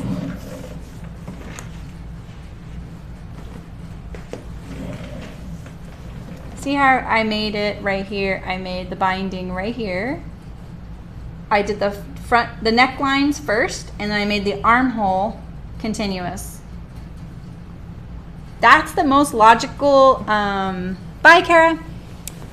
Thanks, Polly. Yeah, I mean, it was just kind of one of those things that came out of necessity because those big spools of binding were going thunk, thunk, like they go around and then they get stuck like this. They were kind of cumbersome. So the Lazy Susan really helped. And also it helps to get it a little bit above the bed of your machine. If you have this hump right here and you might have a machine that sits above your table. So having it is a little bit higher, it helps. So the most logical thing on this one is to do the continuous armhole because this is a little flatter. Wait, is there gathers right here? Oh, there's gathers right here. How much gathers are there? Why don't I have that marked? The heck? Let's see. Are there no notches? Gather bodice front.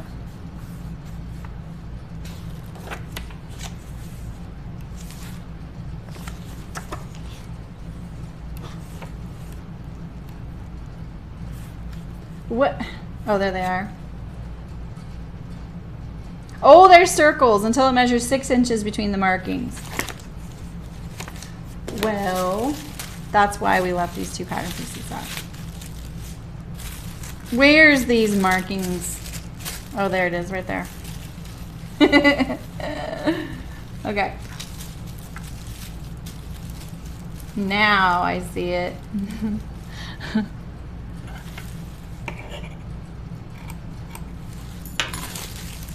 You need this.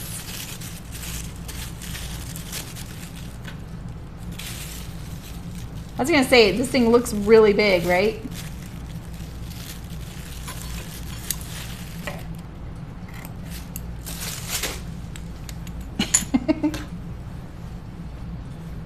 I'm a professional. All right. Let's take my, I'm gonna take my gathering stitch past the circle. I remember this because, first of all, I'm way too far outside the seam allowance. I remember this because it is a little tricky to deal with your gathers with the binding. But I will be honest, I probably put that through the binding machine. I cheated. You know, I was allowed to do that. What is this? Oh, it's my hair. Okay. I don't want to stitch right on top of my stay stitch, but it has to happen. I have to get inside the seam allowance here because even stitching it at 1/4 of an inch really doesn't give me much to do the binding and conceal my gathering stitch, right? So here's my binding, okay, or my gathering stitch. I'm gonna pull a little bit on each side, then adjust. I feel like there's really not a whole lot of gathers there. And do they mean 6 inches across the neckline or along the neckline? I can get picky about those things. All right, this dress is gonna be pretty dynamite. I feel like lining it gives it more sturdiness to make it last longer. I'm kind of excited about that. Is this in the right spot still? Yeah. I need my new ruler.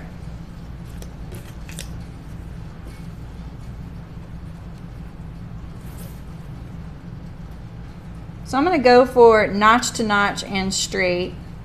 I'm also going to slide most of it to the center and then kind of evenly distribute it.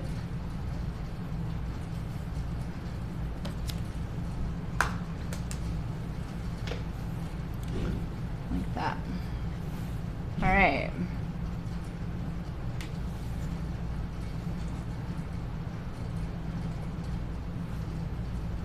All right, so I'm going to do the neckline the same way where I do the binding the same way where I'm going to do the front neckline, back neckline, and then the armholes. And which means I'll also probably, I may need to wait to do the armhole with the zipper. But I thought I'll do some of the binding today just because, you know, we're here, we're doing this.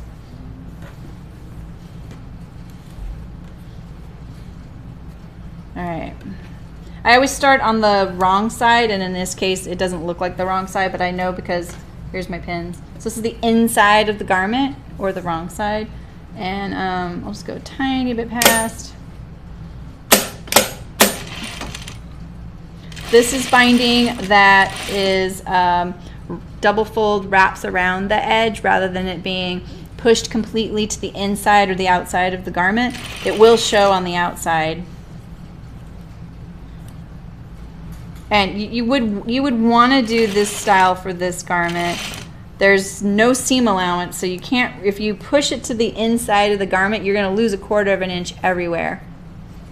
I know saying it doesn't have seam allowance sounds really confusing, but it's because when the binding, this is the garment, and then the binding is sewn and goes around it, the garment has not changed in shape and length right there. Like, it's going to measure the exact same from tip to midriff seam before you sew the binding and after you sew the binding, right? Whereas if you sewed the binding and pushed it to the inside of the garment, oh, hello Alexis, thanks for subscribing on Patreon. Look at my little donut thing. I don't know why the words were over him. Isn't he cute? That's Pusheen.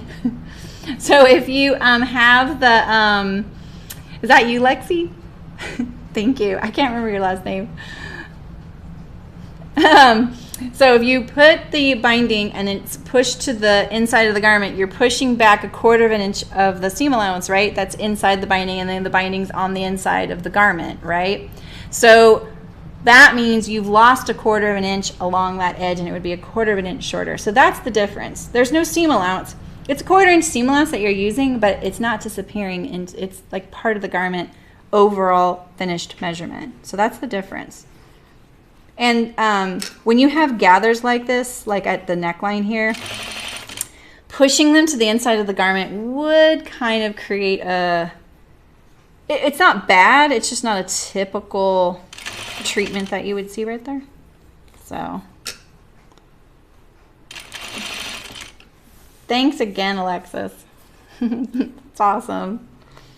I love seeing what you've been sewing lately. It's really fun that you said you didn't have your sojo and it's kind of coming back lately. And I really love it when I see that, because I've been there.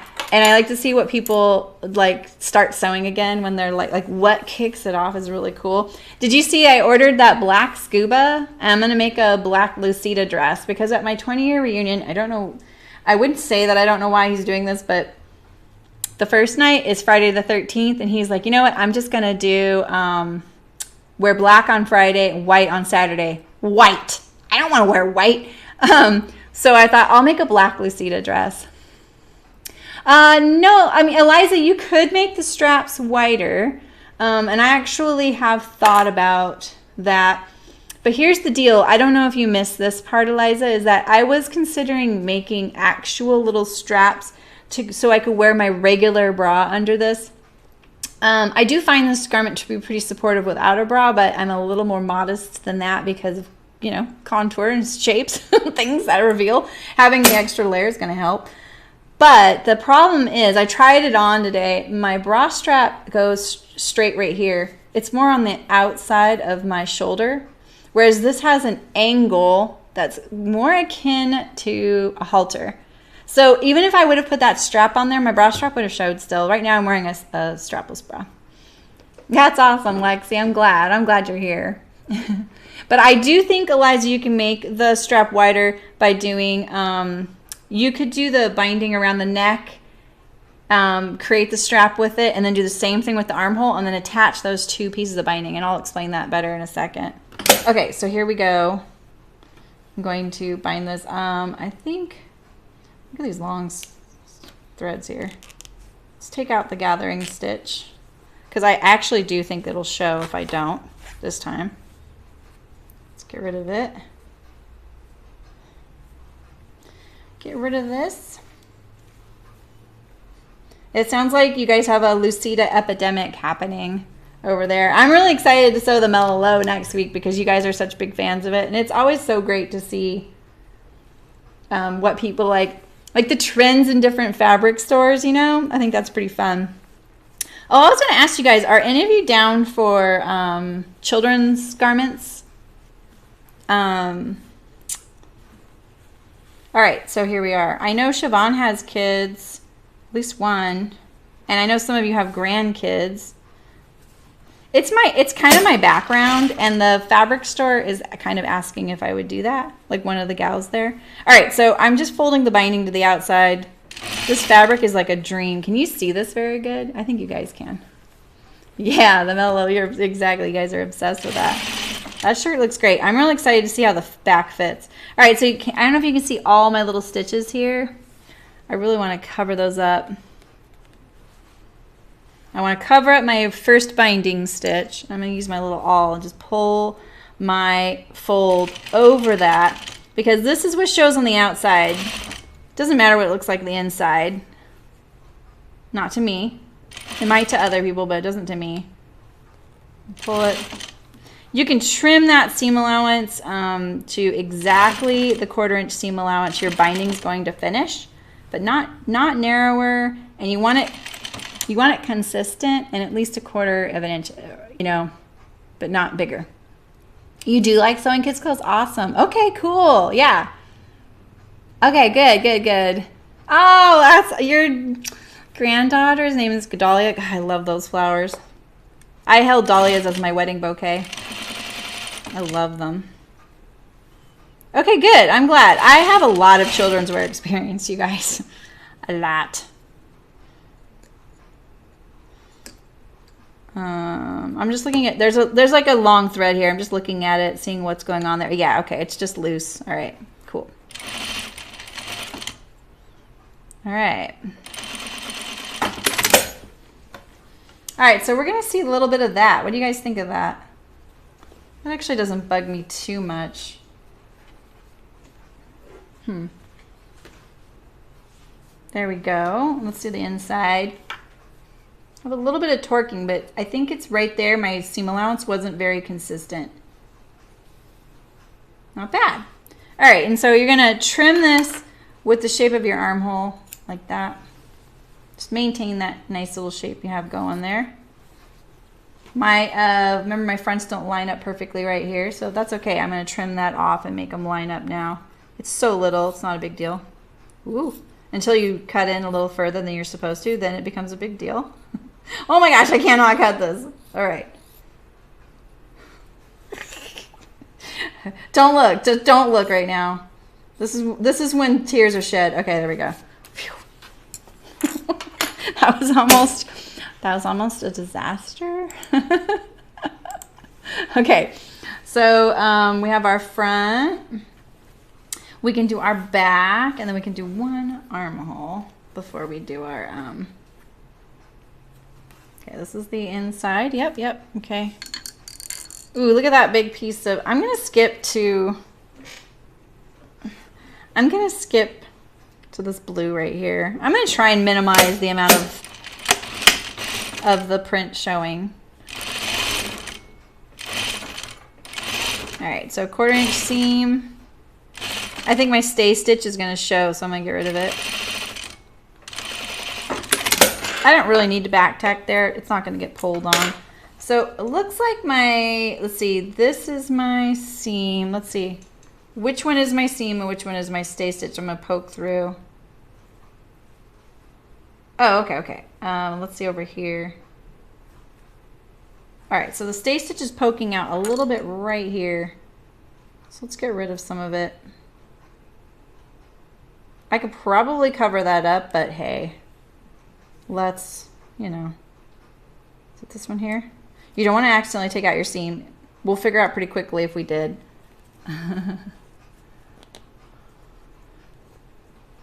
What, Louise? Love it when you say things like, I don't know what you're saying. Okay. Oh, wow, I thought I actually grabbed some of the original seam there. Okay, so let's, so this other side here, so I just fold it. Now, I realized like one way to probably set yourself, oh, don't look. Don't look, yeah. I probably should say it more often, honestly. All right, so say you're kind of new to binding, or you just get really frustrated with it, or you dread it or something. Here's one thing I think could really set yourself up for an easier time. Before you attach it the first time, turn under one edge 1/4 of an inch, okay? Turn under one edge 1/4 of an inch. Don't do both. I feel like that's overkill. I know that little clover tool exists, and if you love using that, continue to do that. For me, I don't like where I'm sewing my first seam to have that fold. But if that is a really useful guide for you to know what your seam allowance needs to be, then by all means, that little tool is pretty nifty. And if you don't know what I'm talking about, let's see. I have one here, don't I? Right here. The Clover binding bias tool. I may have given them all away.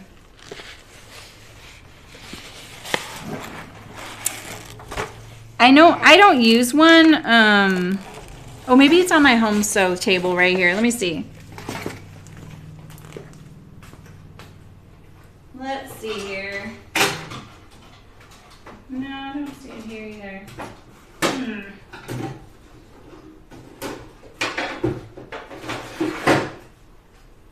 Well,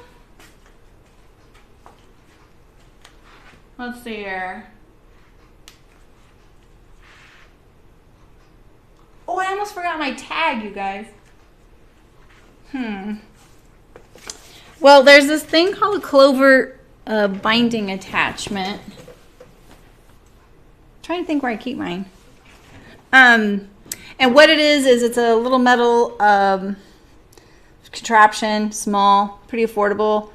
And what you do is you pin it to one end of your ironing board, and then you feed in your cut bias in one end, and then as it comes out the other end, it pre-folds it like this, and then you iron it as it comes out. Yeah, funnel. It's a little funnel looking thing, exactly, and they come in different widths. So if you're using one of those already and you like it, go for it. That thing is pretty darn nifty. I have a few of them. I may have given them away, to be honest.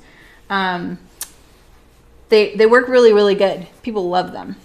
But if you don't have one, what I say is take your binding, press it, and press one long edge with the 1/4 inch, and sew the unironed edge first. And so that would be here, and then this edge would be ironed. That way, when you fold it to this side, it's already ironed for you.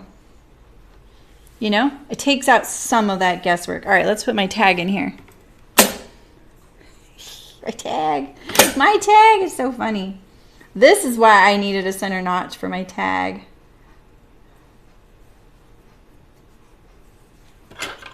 All right.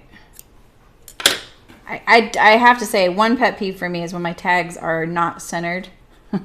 So sometimes I put it purposely somewhere else so I don't have to worry about it.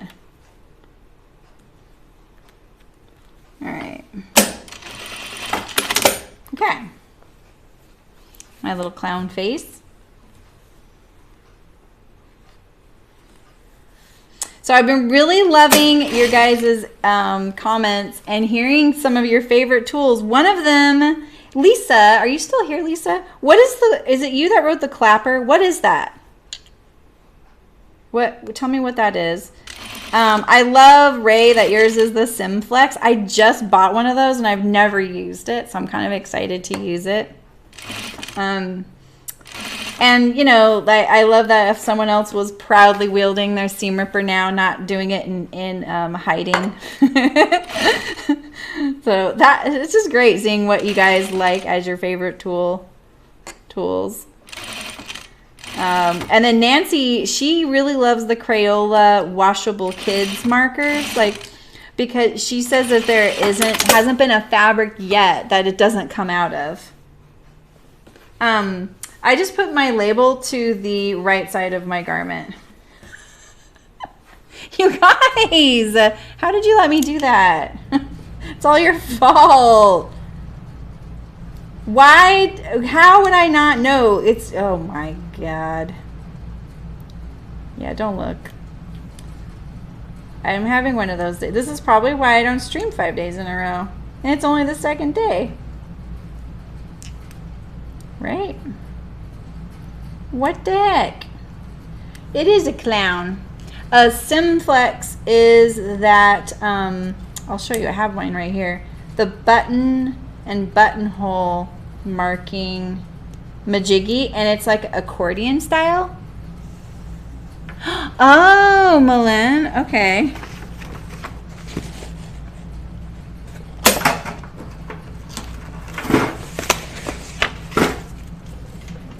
Here's my simplex. I got it at Hearts. So then you can do your buttons and buttonholes.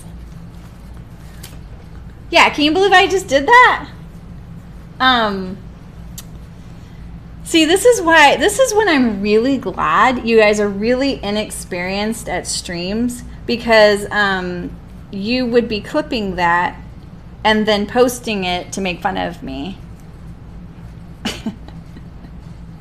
Because that's what they do. Like, gamers will be like say they're in a game and then someone watches their stream while they're streaming. See, I don't have to worry about this. They watch them when they're streaming. They try and get into their game and kill them in the game so that their name comes up on their screen. So they're streaming to 40,000 people or 100,000 people or 5,000 people, whatever. The person who just, vanquished you, their name comes up on the screen, and they'll put their streaming name, like it would say so live, whatever. Obviously I'm not doing that. I don't stream as me, but I don't play as games. But anyway, and then what they do is, since they have the stream open when they do it, they clip it and then they post it to their own channel. So I'm really glad. So then they can like say, look at, I just killed this really prominent streamer. I'm better than him, whatever. That's what they're trying to do. So I'm really glad when you're not like, oh my gosh, look what this sewist just did. She just sewed this thing to the outside of her garment. What a noob. You wouldn't do that. I'll know I've made the big times when it starts happening, right? When the world of sewing becomes super catty. All right, so I need to stick this in the seam back here. Wait, there's the center. Let's not take out too much here. You right? You know when you've made the big times when people are mean. Oh, that's really cool, Malin. Okay, so it's a piece of wood you put on your seams after pressing them. Ah, okay. So I've seen those little rollers. Is that kind of the same idea, or is that a pre-ironing thing you do?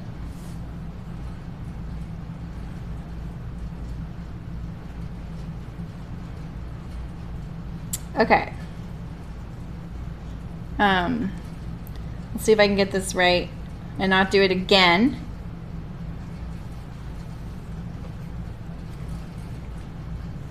Okay, I got it. Yeah, that is pretty cool. I didn't know it was called a clapper. What a funny name. Is it like two pieces of board that sandwich it? Is that why it's called, like it claps? I'm very literal. Okay, so here we go. Now I'm going to re-sew this little bit here. Do I need a little bit more?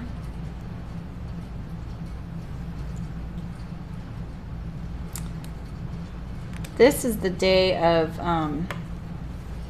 re-sewing things, and in a dark fabric that you probably can't even see.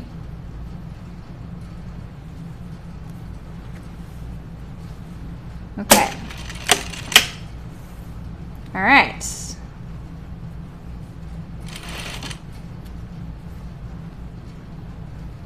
It's always these little spots that are the toughest, right? I just need to get really close to my seam, but I want to keep it flat.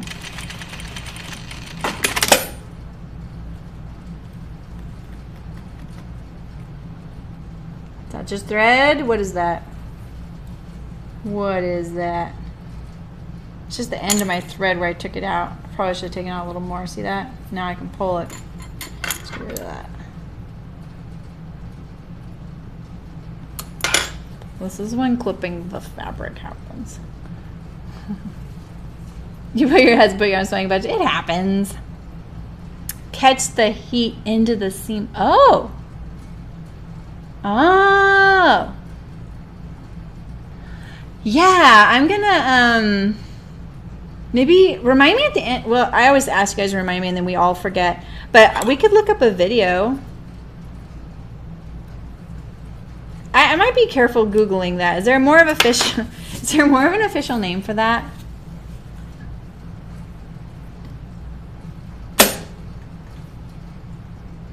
All right, so here's my little smiling clown face now. I have all those extra threads right here though. It's really annoying. Okay, so this is the outside. Okay, that looks better. We know how much I love starts and stops on my pieces.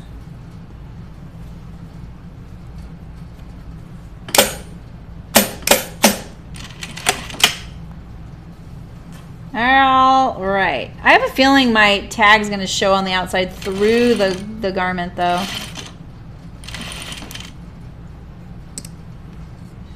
Like it's kind of a thick because I did so many colors on my label. Okay. Yeah, so I'm thinking of doing a little bit of kids' clothes probably in like October. And that's mainly because I have this class coming up about that time there, and I might do it before that. And I think it would make nice holiday gifts for those of you who need holiday gifts and celebrate the holidays and stuff. Or birthday gifts or whatever. Phew! Okay. See how you can see the little ridges of my label right here. So it might show. Okay, so you see this right here. Okay, I actually have been contacted by customer. I had a customer once that was like, it didn't look like this. It wasn't loose like this, but they were like, my project's gonna come undone right here. What they didn't realize is that the first seam was sewn here, and then it went to the outside, and it was stitched down. But it was pretty hard to convince them. But just know that this is just my sloppiness of getting my original back tack in there. That's not the same thing as what they were experiencing. But usually that seam is, I mean, you may not see your stitching on here, but it doesn't mean that it's not secure, right? It's because look at that. You stitched all the way through here, and this was your first side, and it just pulls to the outside. It doesn't have to have any stitching showing. Oh my gosh, where'd all these things go?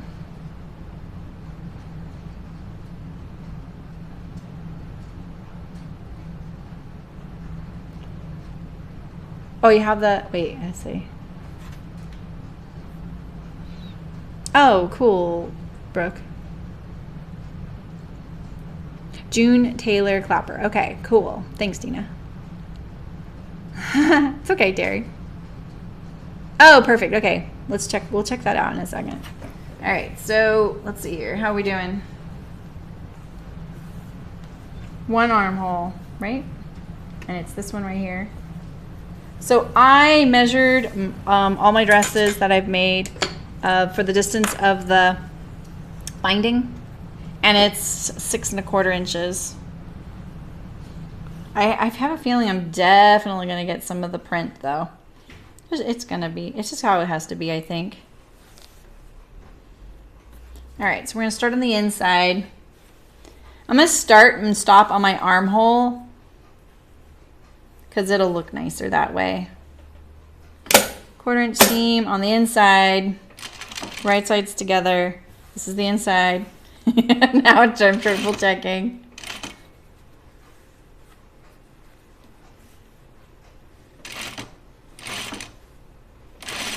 When she said the clapper, I was like, okay, this is either a typo, like autocorrect thing, and it's something else, or she's being funny and she means, you know, the thing that like turns on and off your lights, or it's a tool I've never heard of. So that's why I thought I'd ask. Okay, so this is how I'm gonna do this. I'm gonna leave that loose. I'm gonna measure 6 1/4. Now remember, I pre-washed my binding, so it's not going to shrink up. That wasn't the case on my other things that I made. I was always a little cavalier about that. So this one's going to be a little bit more. Plus, it's going to stretch. So 6 1/4 is the stretched out amount. So I'm actually going to, I'm going to just make it like 6. So let's think about that. Mine's pre-washed. It wasn't, so it shrank up. But it didn't shrink in length. It shrank along the grain line because it's on the bias. And so, and there's no stretch left in those straps. So I think I'm going to do a little bit less right there. Okay, now I'm going to continue on the other armhole. A little confusing, a little confusing. This one right here.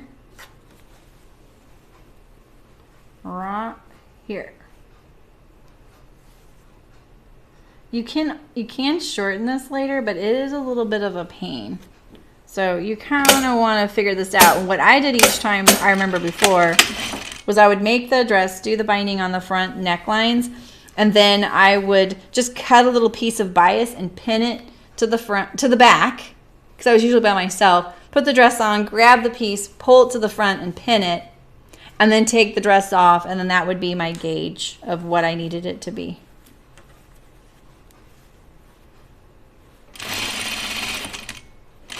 The clover would actually be pretty handy for this step on that strap part.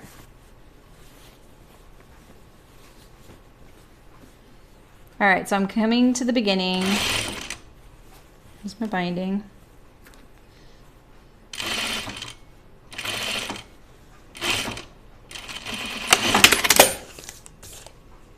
I don't want to lose my ruler. I just need to stick that thing. Okay. Now you don't need to clip your armhole because remember, night Malin. We're almost done, Malin. You're not going to miss much. Remember how I was saying that because this binding is on the edge, see the seam allowance doesn't change, right? Or the size of the garment doesn't change because it goes to the inside and it stays. That's why you don't need to clip this. It's not being pushed to the inside where it might have trouble laying flat and you would need to clip it so that it could spread out. You don't need to do that.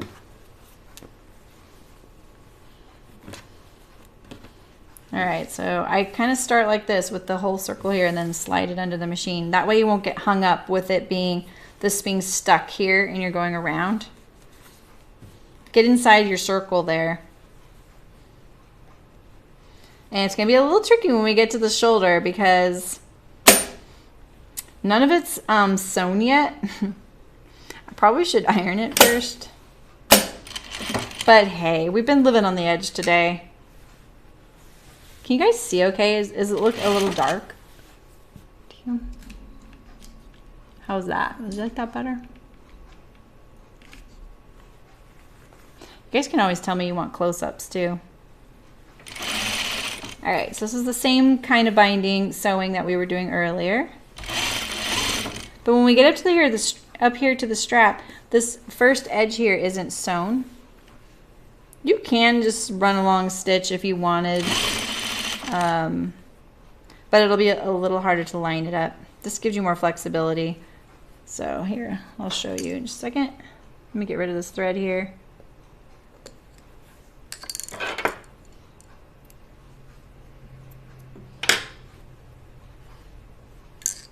All right, so here we go. Now we're going off the edge here, and so now we have our binding here, and it's gonna wanna fold in because the fabric before and after is already folded, so it's really not that hard.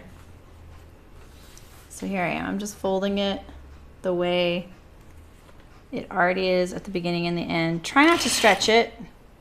It wants to stretch because it's so,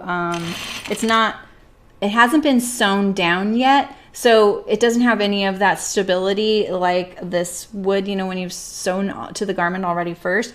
So you just need to make sure you're not stretching it out. Otherwise your strap's gonna get a little long. All right, and now we're back on land again. I'm going around our armhole.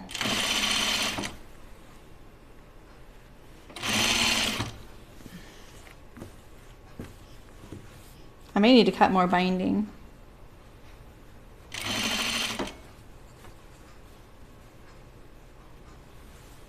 Oof, I'm so excited to have a new Dahlia. I love this dress. It's so comfortable. And I just never see anyone make the sleeveless version. I should try the sleeved version.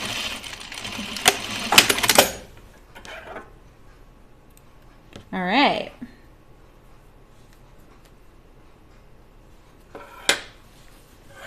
Okay. There we go.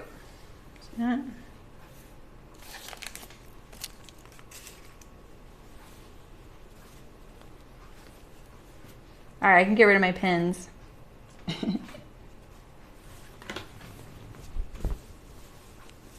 Here's my bodice so far.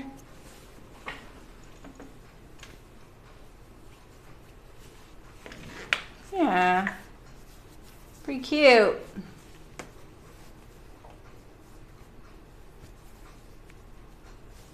Right, I'm pulling the camera's the reverse. Very cute. So this is the strap, this is the strap. So if you wanted to make this strap wider, one of the things you can do is you could have done the neckline with a strap to the back as well and doubled it. You can attach a piece of fabric in between. Let me show you.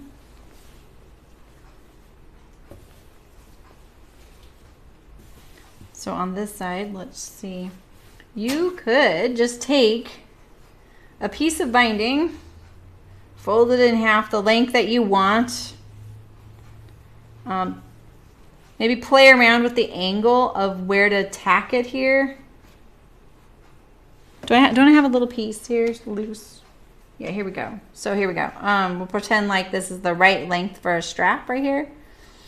You could tack it and tack it right here. And then blend in, you know, bind it. Blend in the curve. So you might want to play around with squaring off the points on the bodice first before when you're cutting it out. And then you can just bind around that and then bind around that. You know? The only thing is, you know, you need to sew this right sides together like that so that it's clean.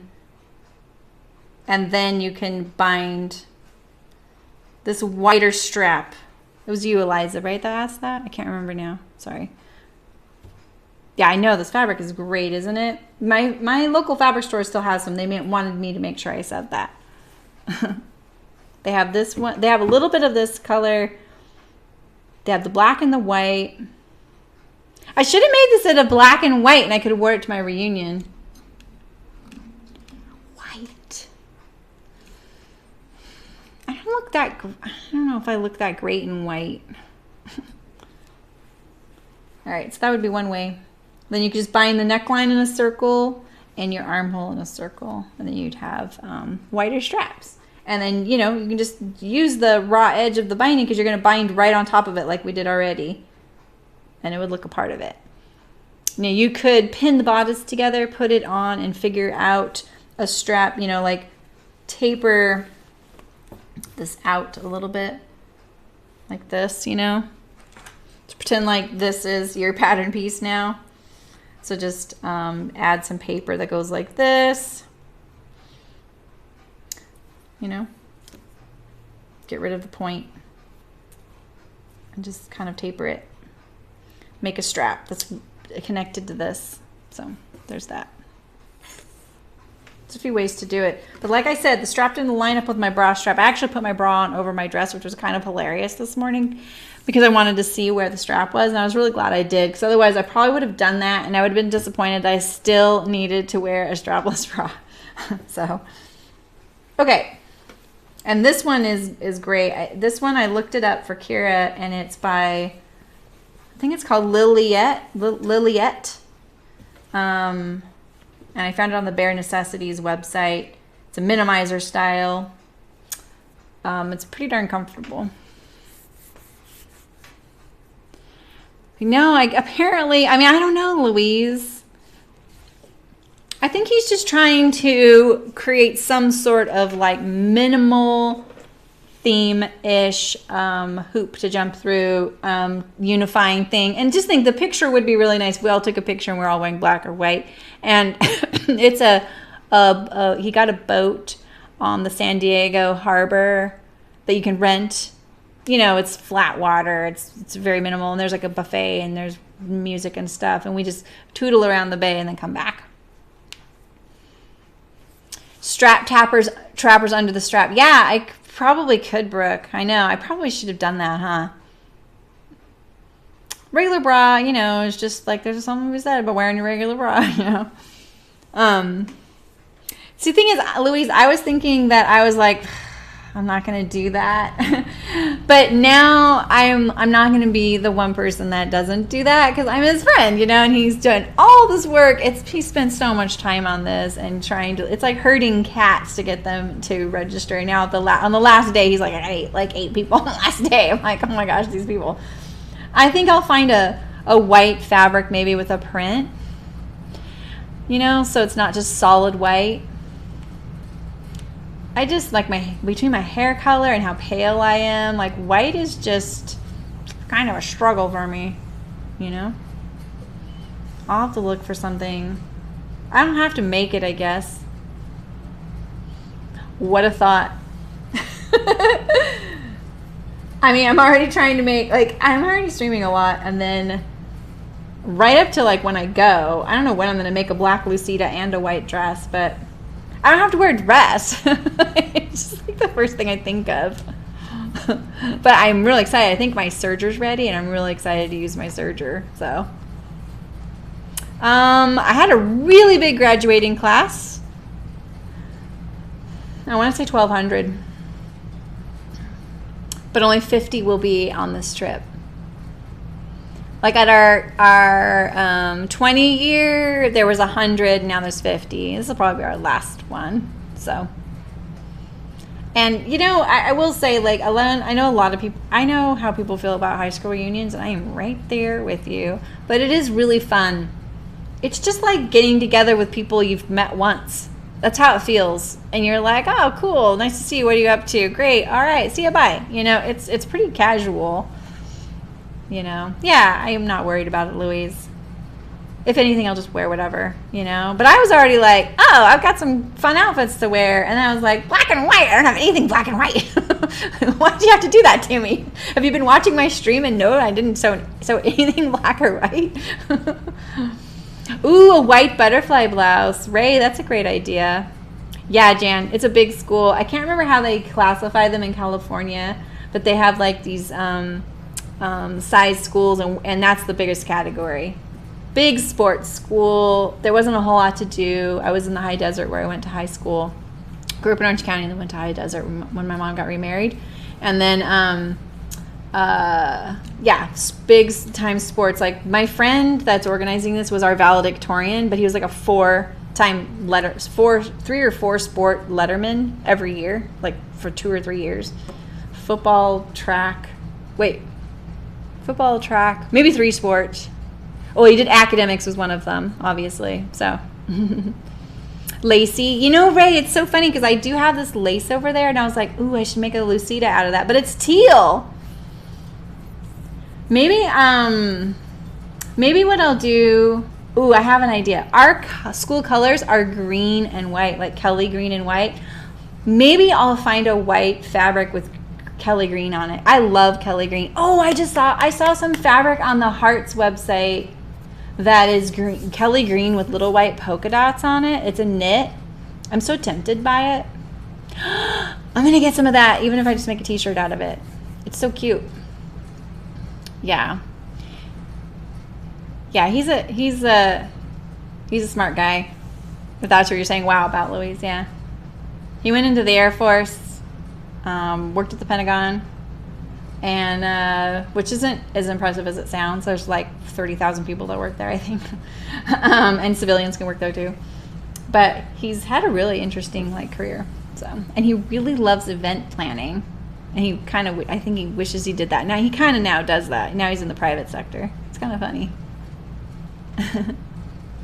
So, Yes, exactly, Louise. It's the Louisita dress, the one that made watermelon fabric, and I keep looking for it. Ooh, that's a good idea, Brooke. I like that idea. Or maybe just like on the hems. It's just like a Friday night like rooftop bar at the hotel, and then the boat thing on Saturday, right? And it's in San Diego, so I'm gonna go a day early, and we're gonna go do something. I am saying Harry Potter World. He was like, I didn't hear you. So there might be a discussion. It's funny because I know Southern California really well, but I don't know San Diego that well. It's kind of separate from Southern California, but I know all the rest of it. Yeah, I like that idea, Brooke. I love white eyelet. Yeah. Or what if I could maybe do a Kelly green, like, not petticoat as in like the stiff kind, but just something like a slip underneath it. Then I can switch it out. All right, now I want to design something. Stop it. It made you laugh out loud? Because my reunion, it's like when I'm talking about it, it sounds so cliche, rooftop bar at a Marriott, and then the like boat thing. But the thing is, like when you go to try and organize these things, you quickly start realizing that you kind of do need to make it as simple and no, I don't want to say generic because that is pretty cool, but just something that is, you know, people can relate to, that they can all do. But a lot of people were like, oh, I can't go on a boat. I get so seasick even if it doesn't feel like it's moving. But last time, I think I told you this, we did it in Vegas, and I was like, oh God, I hate Vegas. So we did Vegas, and then he surprised everybody by renting one of those penthouse suites in top of one of the hotels like you see in movies. So it was $15,000 a night to rent this room for one night. It was basically like a 2-bedroom, 1,500 square foot apartment with a 2-lane bowling alley in it, and like the little bowling seats and shoes, and you could bowl up there, and a bar. And it was big enough for all 100 of us. And there was a pool table and a couple bathrooms and stuff. And they didn't know that's what he got. He was just like, oh, the Harry Potter. Yeah, he did hear me. Yeah. I literally the other day, he was posting something on Facebook. He's like, can you look at this? I don't go on there. So I went and looked. I was like, yeah, it's cool. He was like, why is this person saying all these things? And I said, well, she's, you know, you look at her profile, she's a Slytherin, you know. And I was totally, like, that was like the meanest thing I've said in a while, you know. Like, I love Slytherins, they're awesome. But it was just a joke to kind of like make him not stress about it. And he was like, I don't know what you're talking about. He had no idea what a Slytherin was. This is like my best friend from my childhood. I was like, okay. He called me on the phone finally. He was like, I don't know what you're talking about. And I was like, how can we be friends and you not even know what a Slytherin is? Like, literally both of us were astounded. So I had to explain it to him. I had to explain him Harry Potter in 2 sentences. You guys, if you only knew. And you guys have an inkling of how into it I am, but you really probably have no idea. So, anyway, I was just trying to lighten the mood, and then it became a thing between us. I was like, here, I'm sending you the book. I sent him the audiobook for free. So, yeah. So when I said, are you going Friday to Sunday, or when are you going? And he said Thursday to Monday. I was like, all right, should I go Thursday to Monday? That sounded terrifying to me. I was like, no, I don't want to go that long.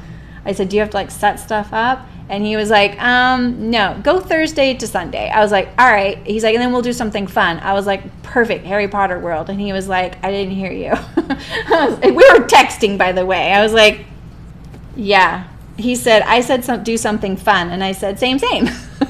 So, hi, Nancy. Yeah, so,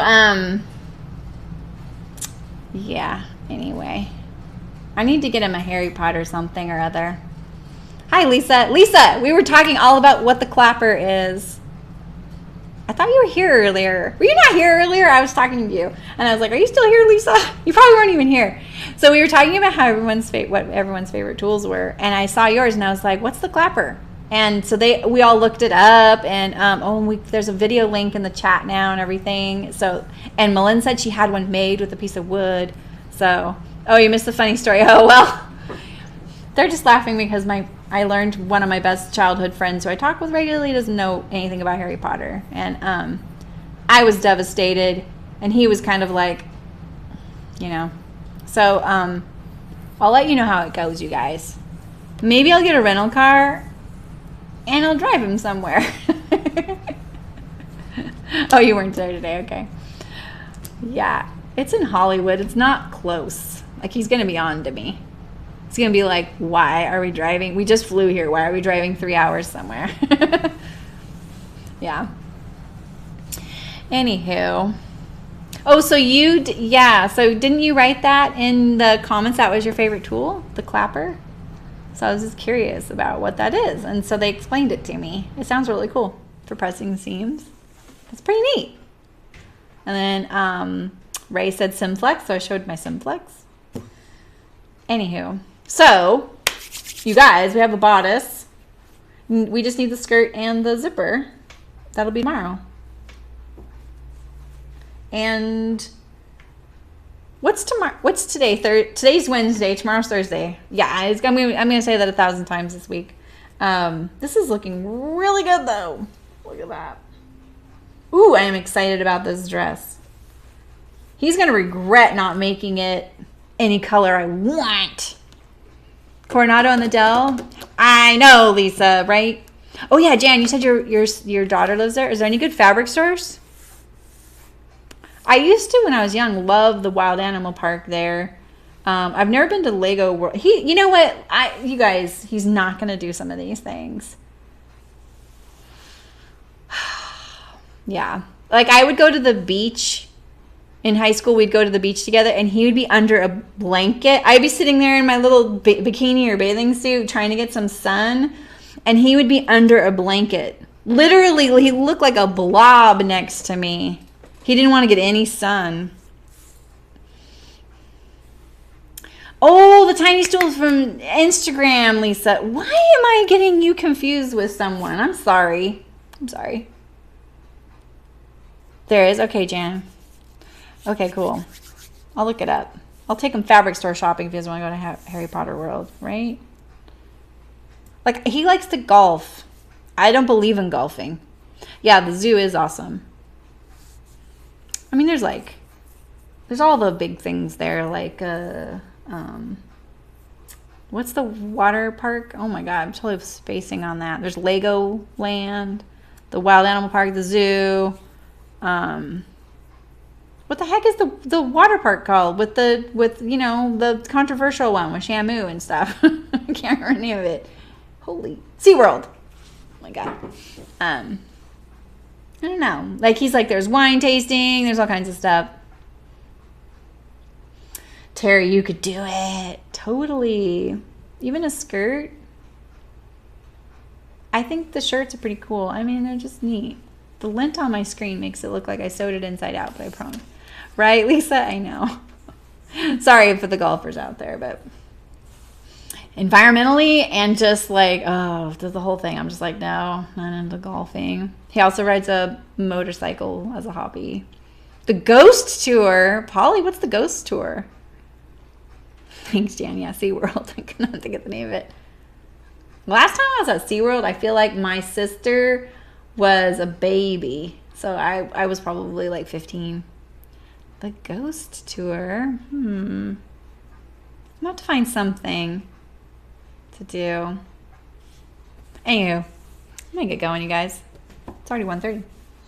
All right, so I'll see you tomorrow at 11 a.m. Pacific. I say that all the time because as soon as I stop saying it, someone will ask. And I'm gonna fix this. But yeah, there's the skirt. Oh, there's the pocket. Skirt. Here's the skirt. Yeah.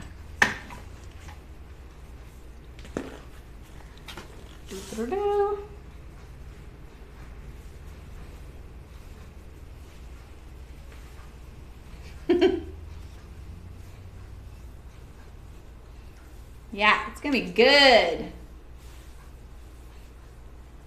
Oh yeah. Bye, Lexi. Bye, Terry. Bye, Louise. Old Town's fun. Cool. Bye, Lisa. Bye, you all. Thanks for coming. And thank you, Lexi, for the patronage. I don't know how to say that yet. I'm still working it out. And thanks all of you for following. And and so for our giveaway today. All right, so the giveaway. So this week I'm giving away one Needlesharp subscription box. And I went over all the details of it yesterday. All right, you guys? It's the Farrow dress. You get everything you need in here. The interfacing, the button, or no, not button, the thread, the needle, the hook and eye, all the fabric you need, the pattern. You can literally start, because I think that this is viscose, it doesn't shrink. You could literally sit down and start sewing it. It comes all together. I went through all of it and the yardages. You don't have to use that fabric for that pattern. So you need to be following the stream. You need to comment in the description of the video, not in the chat, but in the description of the video. Today, if you've already done this on yesterday's video, you are entered, and I will do the drawing at the end of like Saturday afternoon. I'll let you guys know.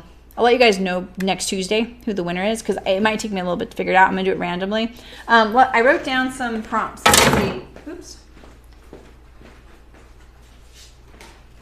Oh yeah. So I want you to tell me today what your favorite fabric is.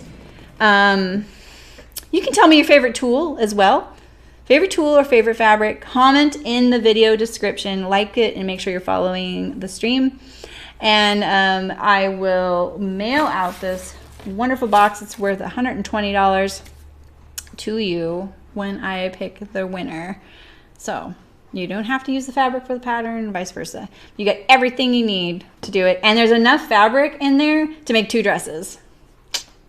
Pretty sure. There's like 4 yards of each, almost. It's crazy. So anyway. All right, so make sure you enter to win. All the rules and everything are in the description of the video. And I'm going to try and find a way to help those of you outside the country. So, okay. Hasta mañana, iguanas. I will see you here tomorrow, 11 a.m., and we'll finish up the Dahlia dress. See you. See you soon. Thanks, guys. Bye.